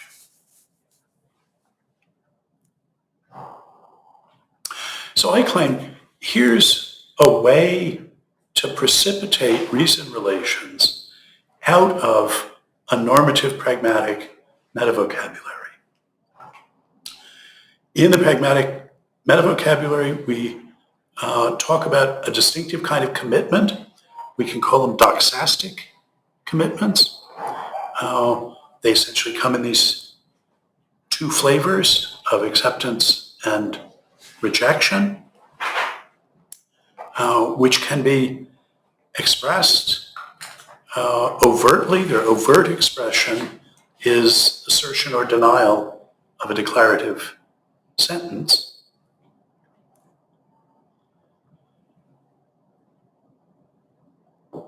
And those practices involve giving reasons for and against. Now we have to say for and against acceptance and rejections. That is, the reasons for and against commitments, which can be commitments to accept or reject. But an implication relation, first kind of reason relation, has the normative significance. It's a relation among the claimables, has the significance if gamma implies A, then gamma can be offered as a defense of A. It's a reason for accepting A. It's a reason against A if it's a reason to reject A, and that's if the contents of the premises are incompatible with the conclusion, then gamma provides a reason against. So we can line up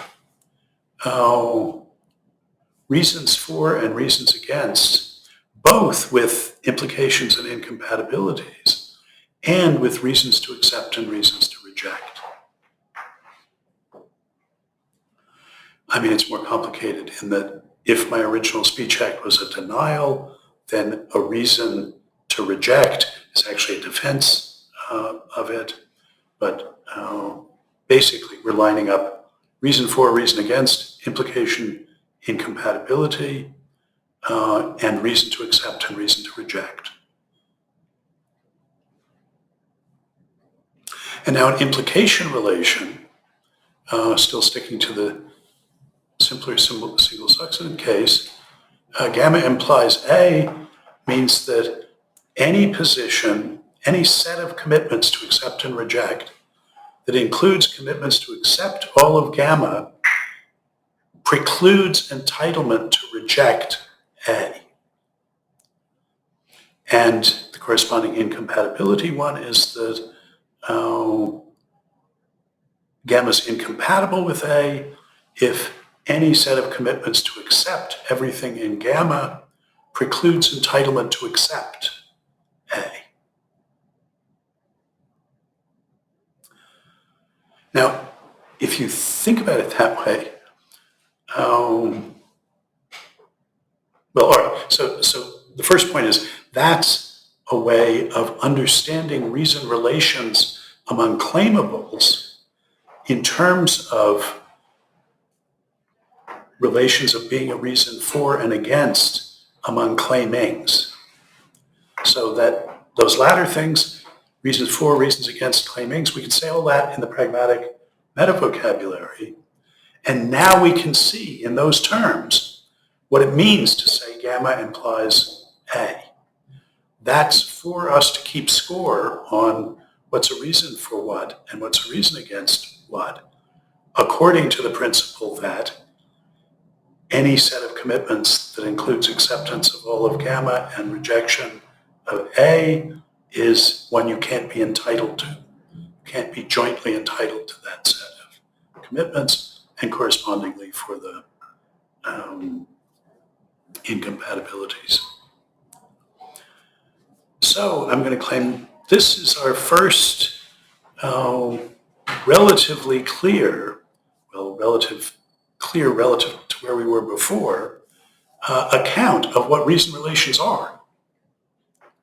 Now we're going to get a completely different account in a semantic metavocabulary and then look at the relations between them. But for instance, if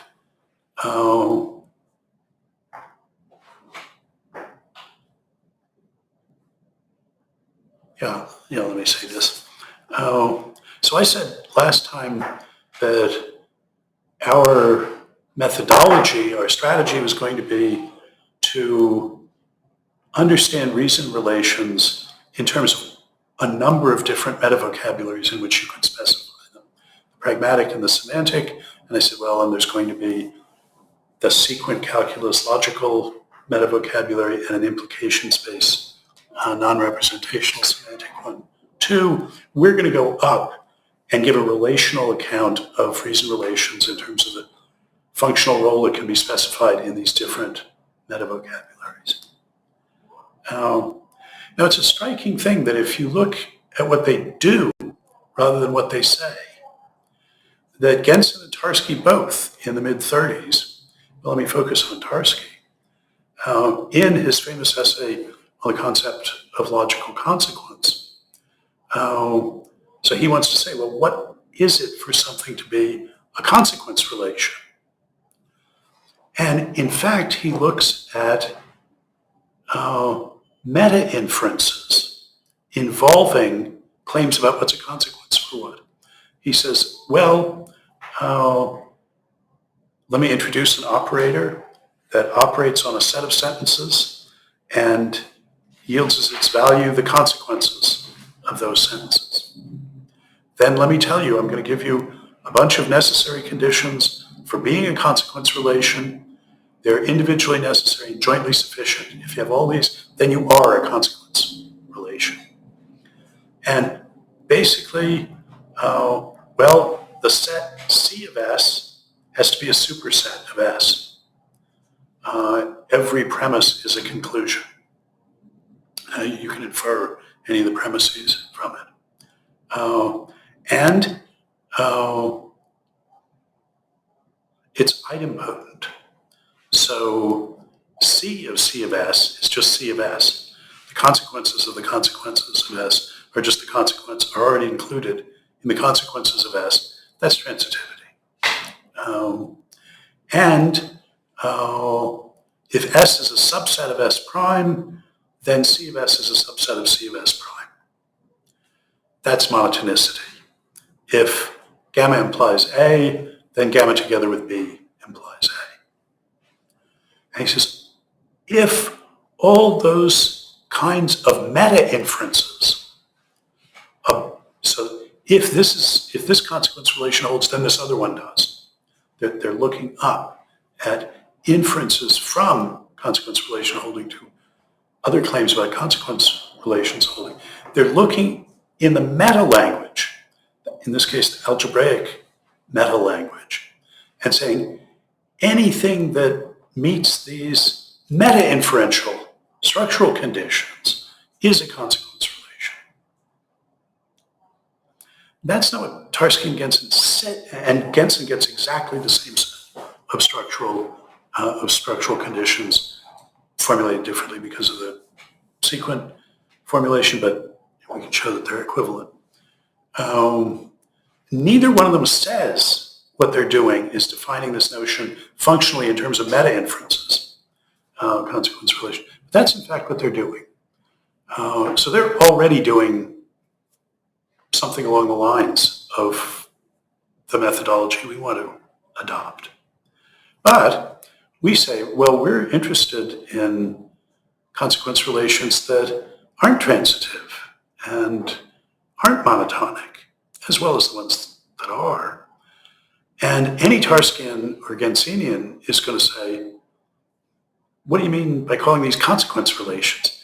They're just relations. You're not putting any constraints on them at all. In what sense does that mean implication if it's not transitive, not monotonic, and so on? That's what we mean by consequence relation, so reason relation. Now, we say, well, if you look at actual reasons for and reasons against in the wild, they aren't all transitive and they aren't all monotonic. They're not even all hypermonotonic. No, sorry. They're not even cautiously monotonic, where that says, okay, it may be that there's some defeaters, gamma implies A, but it may be that gamma together with B, there is a B such that you throw in B and now you don't get A anymore. But at least one case you can be sure, if gamma not only implies A but implies B, then you can safely add B as a premise. And we say, well, yes, but actually there's some cases where it seems like that's not, doesn't hold for actual reasoning either. We'd like to be able to deal with those hyper non-monotonic cases. They're worse than non-monotonic.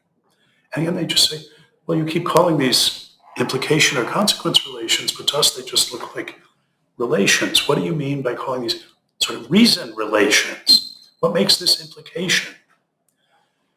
This is our answer. We say, look, don't these look like reasoning practices where you make claims, you have other claims that provide reasons against them or challenges to them because the claim you're making is the claimable that you assert is incompatible with the claimable that you're concluding there, and involve practices of defending by giving reasons for, which involve implications. That's what we mean by reasoning, this minimal case. Of course, it's stripped down. That's part of what we mean by minimal. But you can see that that's a game of giving and asking for reasons, a practice of making claims and defending and challenging them with reasons. And so far, that doesn't require any of these structural features, monotonicity, transitivity, and so on. And they say, well, yes, but what do you mean by implication? And that's where we say, I mean commitment to accept all the premises precludes entitlement to reject the conclusion. That's what I mean. And now if I can make sense of that relation not being transitive or not being monotonic, then I will have an answer to what makes these reason relations. That you can tell from the pragmatics. It's their connection to reasoning. When I call it an implication relation, I'm telling you about the norms that govern the practice of giving and asking for reasons here. Because what's a reason for what is determined by implication and incompatibility relations.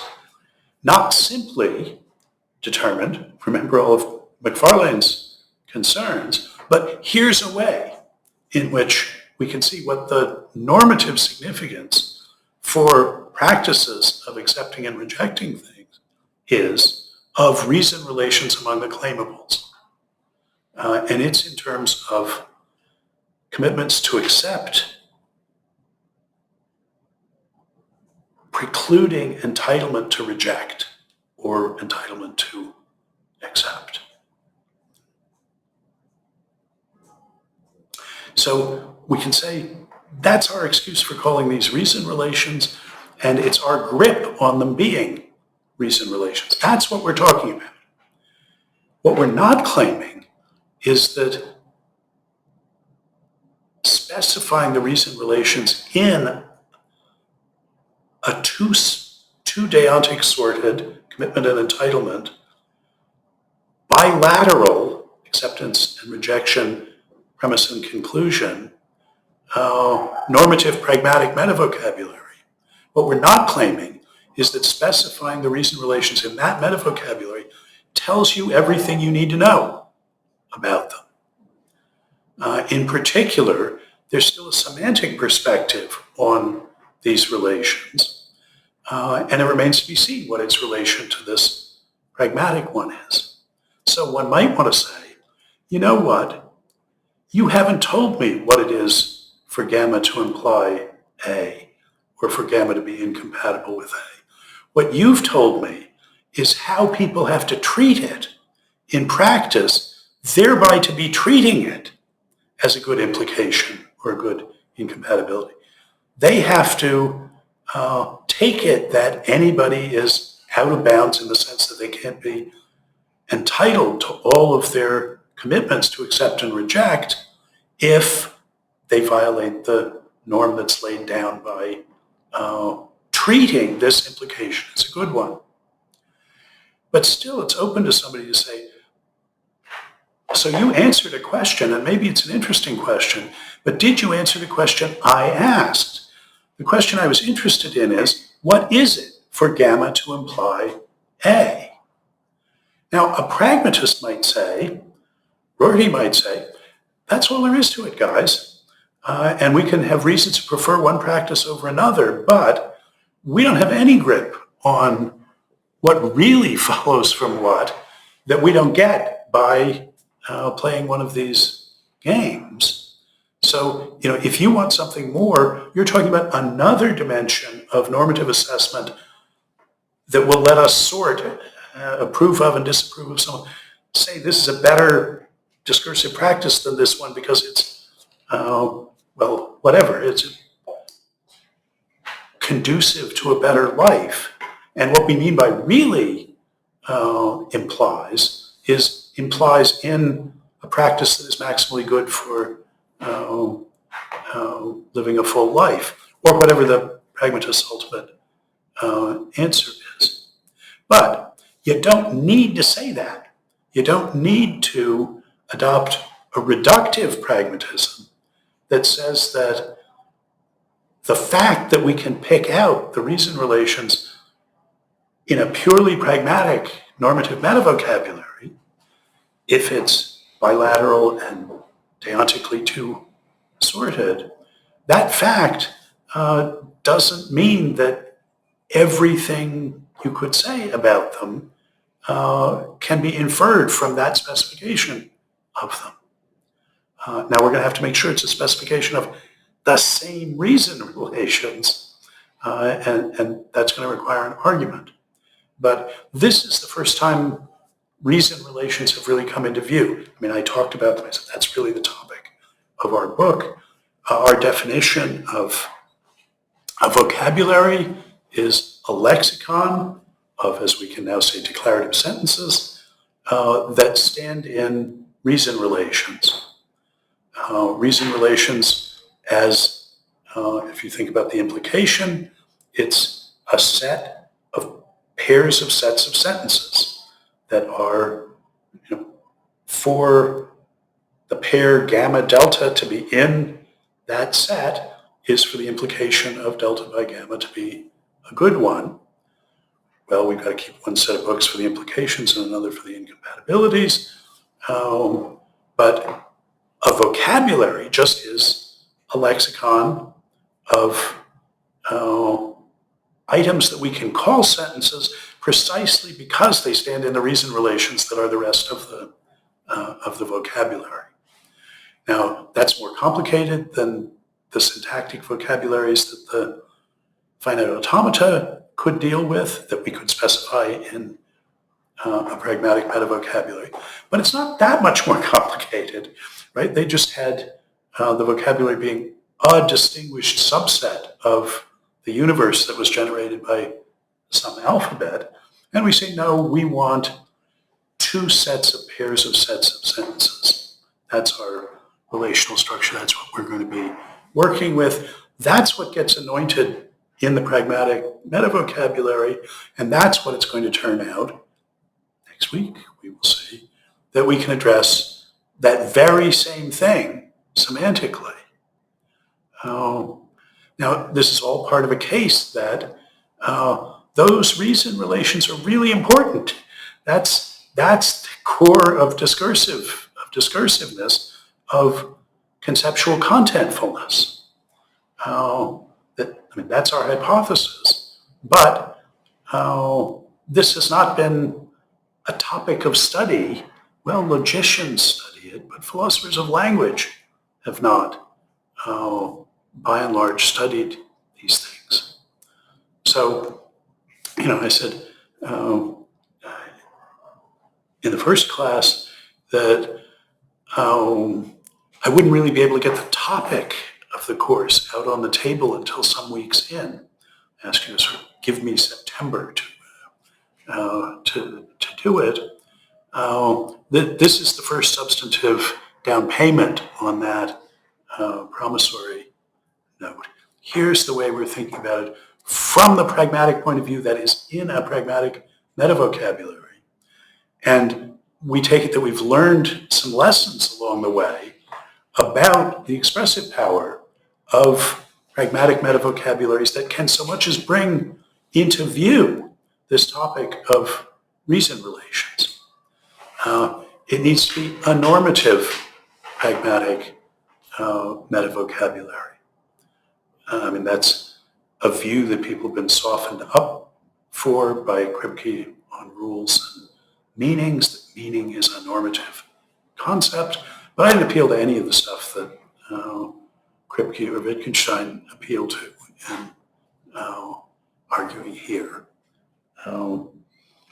I do connect these in chapter 1 of Making It Explicit, but here I have it. It needs to be normative.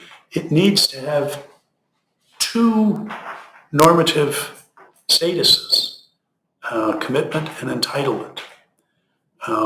In chapter 5 of Articulating Reasons, I explore how much more expressively powerful a metavocabulary that has commitments and entitlements rather than just inbounds and out of bounds or appropriate and inappropriate is. And one of the troubles, I think, with pragmatist attempts to understand truth in terms of assertability and so is that they've all been one-sorted. And single-sorted Deontic normative metavocabularies just aren't expressively powerful enough to get at these reason relations. And now that's something that I argue at length in Making It Explicit already. That was one of the innovations of that book, and it was one of the sources of results. But what you could do with it was distinguishing between commitments and entitlements rather than just having an assertability. Is it okay or not? Which is what Dewey Sellers had tried to do. I didn't there see what Restall and Ripley are arguing, that the distinction of two kinds of commitments between acceptance and rejection is also crucial to picking out the commitments as doxastic commitments, the kind of thing that can, be expressed in an assertion or a denial, which expresses your beliefs. That's what is doxastic commitment. And though we haven't yet sort of seen why this matters, their association of acceptance with the premise side and rejection with the conclusion side of an implication relation, that's a really deep insight that is going to resonate. We'll see all kinds of consequences from that on down the line. It's those consequences that I have in mind when I said provocatively at the end of the first class that though people are used to thinking about the question of the relative priority of two versions of the basic discursive bipolarity, true, false on the one hand, and accept, reject on the other, that once the dust had settled, we would see that the distinction between implication and incompatibility is actually an expression of that same basic discursive bipolarity and a more illuminating one than the other two. So that the idea, should we understand acceptance as taking true or truth as what you're taking the property, you're taking something to have when you accept it. Pragmatics first or semantics first order of explanation. Well, actually neither. We're going to find that relating both of them to this reason relation metavocabulary teaches us about the relation between them, teaches us lessons about the relations between them that we couldn't learn by trying to reduce one of them to the other. Okay, and I hope you appreciate the route that we took to get here.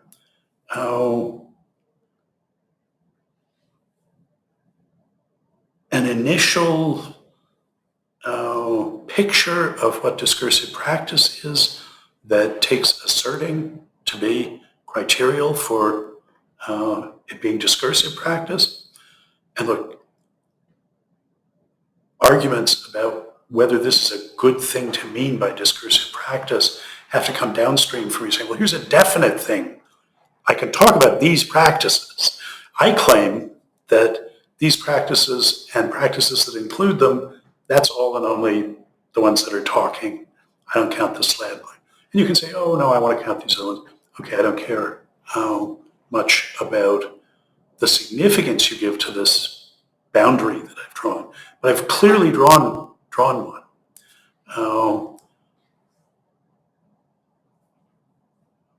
Declarativist, so assertion is at the center. Iron triangle of discursiveness, relating, asserting on the side of pragmatics, declarative sentences on the side of syntax, and propositional contents, assertables, claimables on the semantic side. And then the rationalist commitment, adding, yes, and assertions are essentially, and not just accidentally, that's a catchphrase of Sellers, and you'll hear me say it a lot, are essentially not just accidentally fodder for inferences, things that can stand in relations of being a reason for or against, bilateral, can play both roles, can play both the role of premise and conclusion in a reason relation.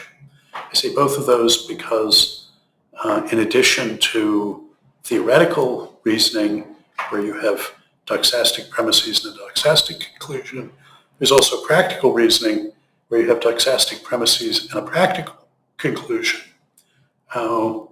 And so whatever we think of as the conclusions of the practical reasoning, they can be endorsements of intentions, but they also can be, as Aristotle says, the conclusion can be that straight away one acts. Right? The conclusion of the practical inference can just be the doing. And I want a stricter notion of sentence than that. Those doings can be conclusions of reason relations. Things can be reasons for them, but they themselves cannot be reasons. Only specifications of them or descriptions of them can be. So I want to identify propositions with the things that can be both premises and conclusions of implications and standard incompatibility relations. So put that initial picture on the board. It's basically the picture of making it explicit. So sort of want more exploration of it. That's the first 3 or 4 chapters of making it explicit are the place to go for that. But then said, okay, we can see a route from talking about relations of being a reason for or against relating speech acts, assertings, as defendings and challenging. We can see a route to that, from that to the reason relations. A is a reason for B just in case, well, only if A implies B, and reasons against line up with incompatibilities. We can say all of that. But then we go to Harman to say what the difference is between reasoning practices and reason relations. And he shows us, well, there's some complications here. And McFarlane says, well, yeah, there really are. Let's be careful about those. And I think that what McFarlane did with Harman is a sort of philosophical paradigm. Write articles like that. Harman had a really good idea, a resonant idea, and McFarlane just thought consecutively about it and brought us to a new level of understanding of it. So, regardless of the use I'm making of this, there's an example of some good philosophy getting done that should be worth the price of admission by itself. And then I suggested that if we take our picture, that initial picture, and combine it with lessons from the bilateral understanding of implication in the philosophy of logic, which has not been appealed to in philosophy of language, usually it's different subdisciplines, people don't always talk to each other. If we combine our initial picture with this bilateral one, and furthermore tweak the bilateral one in the making explicit sort of direction by distinguishing two flavors of normative status, then we get a colorable definition of or specification of reason relations of implication and incompatibility in terms of our preferred pragmatic metavocabulary. Last thing I want to say, all right, and this will have to be quick. There's a structural disanalogy a structural difference between the two flavors of reason relations. Incompatibilities are symmetric. If A is incompatible with B, B is incompatible with A. I raise this as a problem in making it explicit because my definition there says P is incompatible with Q if commitment to P precludes entitlement to Q. Okay, you can see how that gets carried over in our definitions here. But it isn't obvious that if commitment to P precludes entitlement to Q, it's not obvious that commitment to Q precludes entitlement to P. Why should it? Are there reason relations where they're not symmetrical? Now, if you give our definition, so what is it to say that P is incompatible with Q? It's to say that any position in which you're committed to accept P and committed to accept Q is out of bounds. That's a symmetric relation. You've got acceptance on both sides. You're really saying this position that involves accepting all of these claims, that's out of bounds. That's an incoherent set. And any way of partitioning it into two sets is going to have incompatible ones. That's symmetric. And by contrast, the implications need not be. Now, why is that? Are there practices that use asymmetric incompatibility relations? Does that make sense? If I say, appealing to implication, that Pedro's a donkey, so Pedro is a mammal, doesn't go the other way around. There are lots of mammals that aren't donkeys. That implication only runs one way. But if I say Pedro's being a donkey is incompatible with him being a capybara, well, his being a capybara is incompatible with him as being a donkey too. It looks like it's symmetric. Why is that? And this is something I thought about for decades and did not make any progress on. And Ryan Simonelli, who worked with the Roll Group and is really the one who brought bilateralism to us and worried about how to integrate it with the distinction between commitments and entitlements, he came up with this fabulous argument that, as far as I know, is unprecedented, that the point, it's a purely pragmatic argument, but I think a transcendental argument for the necessary symmetry of incompatibility relations. We go through their connection to reasons against.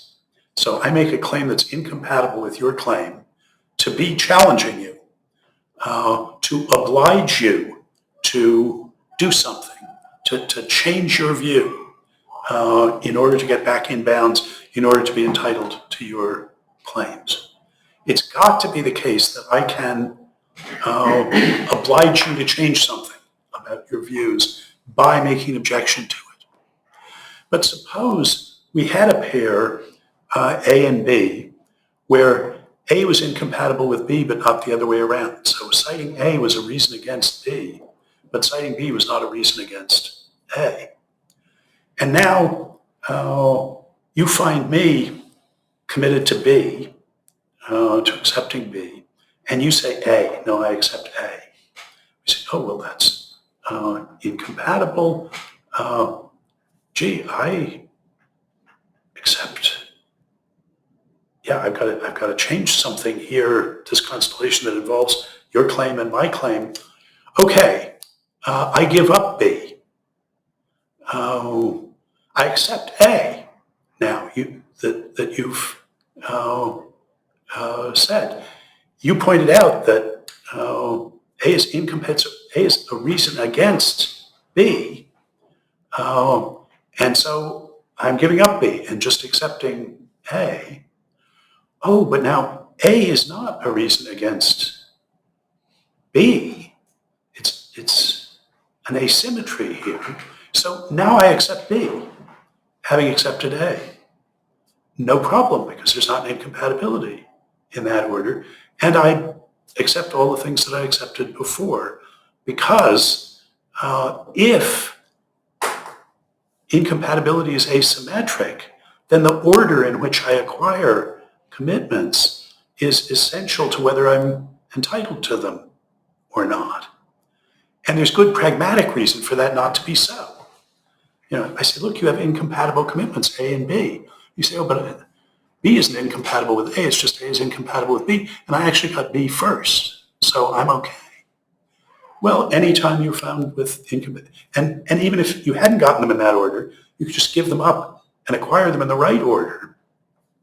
It's got to be the case that the entitlements are determined by the position you're in, not by how you got here. And on that basis, we can see that any incompatibility relation that wasn't symmetrical wouldn't have the normative significance that it needs to have of obliging people with incompatible commitments to change something in order to get back in bounds. Well, I mean, they'd have to change something, but they could get back to exactly where they were before and be fine if we had that. I give the gist of this argument on the last page of the handout, and you can see more detail in the book there. I think this is analogous to a Dutch book argument in probability theory, where you show that unless, if your probability calculus has this feature that the real probability calculus doesn't have, then it would be possible for somebody to make a series of bets against you, which no matter how the world was, would eventually transfer all their money from them to you. And that's not really an argument that the world must be this way. It's a pragmatic argument. Our practices could not be like that. Wittgenstein talks about a tribe unintelligible to us that measures the amount of firewood not by its volume, but by the area that the pile takes up on the ground. Why is this unintelligible? Well, because you could arbitrage it, right? You could take this tall pile that only covered this amount of the area, and you could spread it out so it covered more, and that was worth more. See, there's more firewood here. Well, it would be unintelligible, but you can see why there couldn't be practices of measuring for purposes of purchase and sale, measuring firewood by some feature of it that you could just change by rearranging it. Now, if you rearranged it by carving it into beautiful statues, that's different. Anyway, this is an argument like that to play the role of, to have the normative significance it has for reasons against, incompatibility has got to be symmetric. So yeah, we could think about asymmetric relations, but they're not going to be determining norms for what's a reason against what. And so doxastic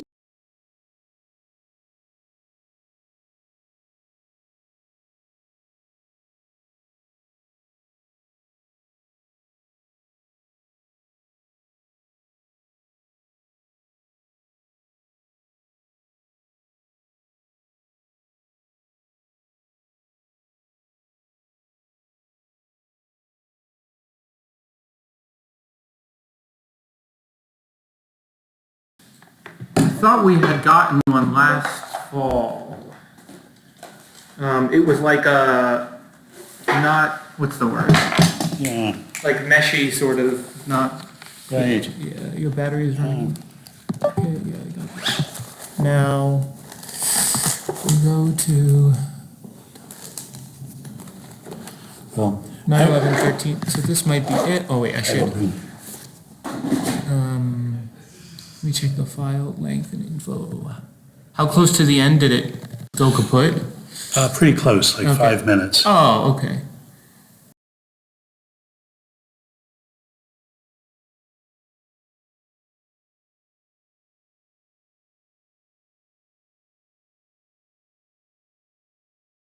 Ones were exactly the same desktop. Maybe it's just the computer needs to fully load. Yeah, here we go, right? What? We can't check your internet connection? No, this is, The OneDrive right now is all full from something or other that I didn't sort out. but this But shouldn't. we're not involved. I thought we weren't. No, this using is, OneDrive for this. you can see, it's in your desktop. It's not on your OneDrive. So why does it think that to open that, I have no idea. it needs, And it's not giving a thumbnail either. Okay, can I find, yeah, the size of it? yeah, properties. So it's 6 gigs, which is pretty long. Okay, yeah, that's, So it doesn't tell me the length of it here, but it but seems it's probably sufficient. fine. Yeah. Now the problem Okay. is just. Well, you ought to be able to move it off of this to wherever you need to. Yeah, so I have the Dropbox still. Can I delete this? Or did you already take this off of out of this folder? The one from last week? I don't. Oh, I mean, I definitely did because it's.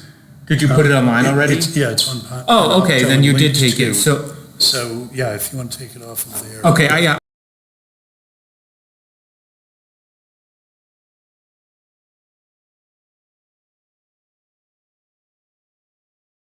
Situation here, 5%. Okay, well, I'm vastly reassured. If- Yeah, at least, I mean, If it just fades out. it doesn't seem like it's when it corrupt went or out, which it something. must have. Yeah. Right. I mean, that would, one Details. hope, the What is this? criterion. That's a Logitech. Oh, got it. Yeah, so that's just connect my gear, no thanks. Tell me about it. Attributes. Take created table. Really doesn't have length as an, wait, this is weird. So it doesn't have length as an, let me go back and look at this. Well, here, I'm just gonna look at the look at properties. the view and go to details under the Okay. view here. Details. Let's see. Where's the newest? Wait, so this is the one from, this has no length. wait, 11, 9, 11, 13, yeah, this was the one, these are our two tests. Why does it say it's only 18 kilobytes? 1800 kilobytes. Oh. That's weird because when you click on it, oh, it is OneDrive. What? But what? This says OneDrive. Is this one also? Yeah, this is OneDrive as well, but is your desktop necessarily linked to OneDrive? Like here, this is... I don't know. I mean, this is one of these Chromebooks. Right. And so maybe Isn't... it is? But see, this is just... I'm just here on your desktop, right? This is where I put everything so far. I could try moving, but there hasn't been a problem with any of the other... Oh wait, now it says the full size. Maybe it's just, we gotta give it a moment to fully download. Or it could be like a Word file that won't give you the number of words and characters right away. Yeah, as we get, wait, it just said,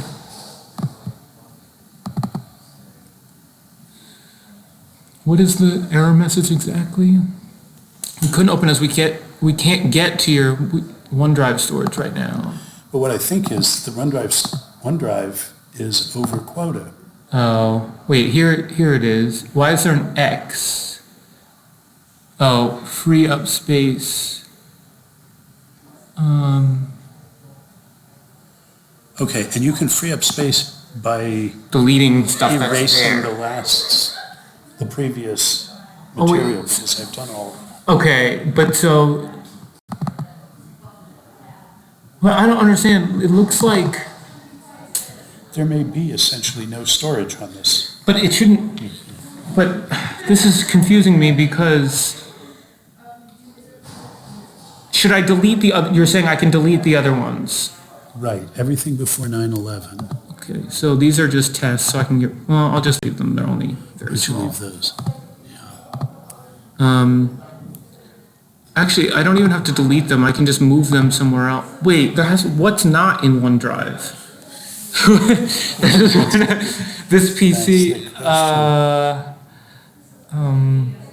Is it? But we didn't do anything to introduce it to the PIT network. No, see, I'm just confused as to what doesn't count. So documents is in OneDrive. Apparently, this is just. I say these Chromebooks, I've never owned one before, and this is all we've ever done with this one. I got this, Right. remember, especially for this purpose, and they don't keep any software on them. They do everything on the on cloud. the cloud, and is that? But this was. I'm trying now to get. So I just clicked free up.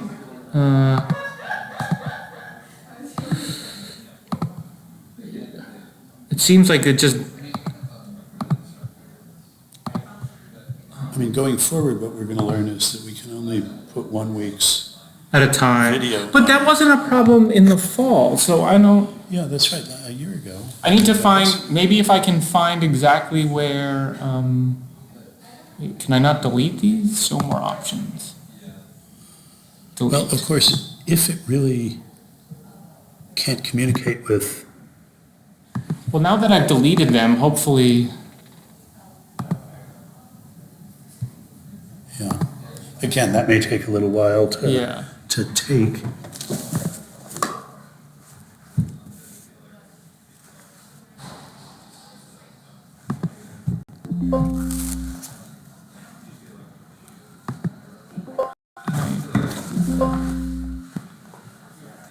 Okay, well, good luck with this. yeah, I'll let it, It's at least encouraging that there is a file of the right size, yeah. I'll just let it kind of do a whole syncing thing, whatever it needs to do, and then let you know. Okay. Well, thank you so much. Yeah, of course. No worries. I have the internet.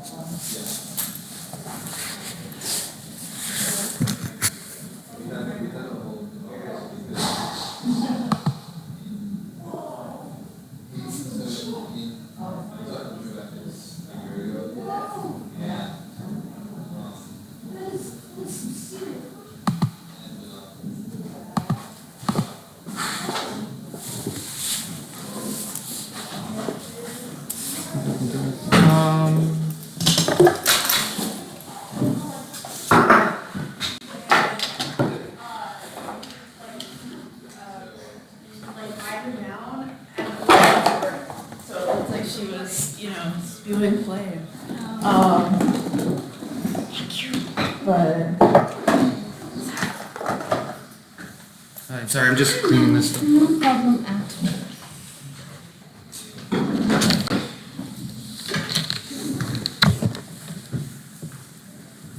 Can I read this? I don't know what that is. Oh, that's. I'll take that to be a yes. Lecture 5%. Good, sounds good. I like it. It's how much information students retain from Right. Really? Average learning retention, yes. retain. Wow. Reading 10%. Lecture 5%. Why do I do it then? Audiovisual 20. Demonstration 30. Correct. Teaching others is the primary. Oh. And also the extent to which it's based on evidence is Minimal. yeah. It's basically calling us all idiots. Just. It's also just like what a strange format for that kind of thing. It's like Like a Maslow's hierarchy of need. Right. Strange implications. It's just the meme I'm thinking of.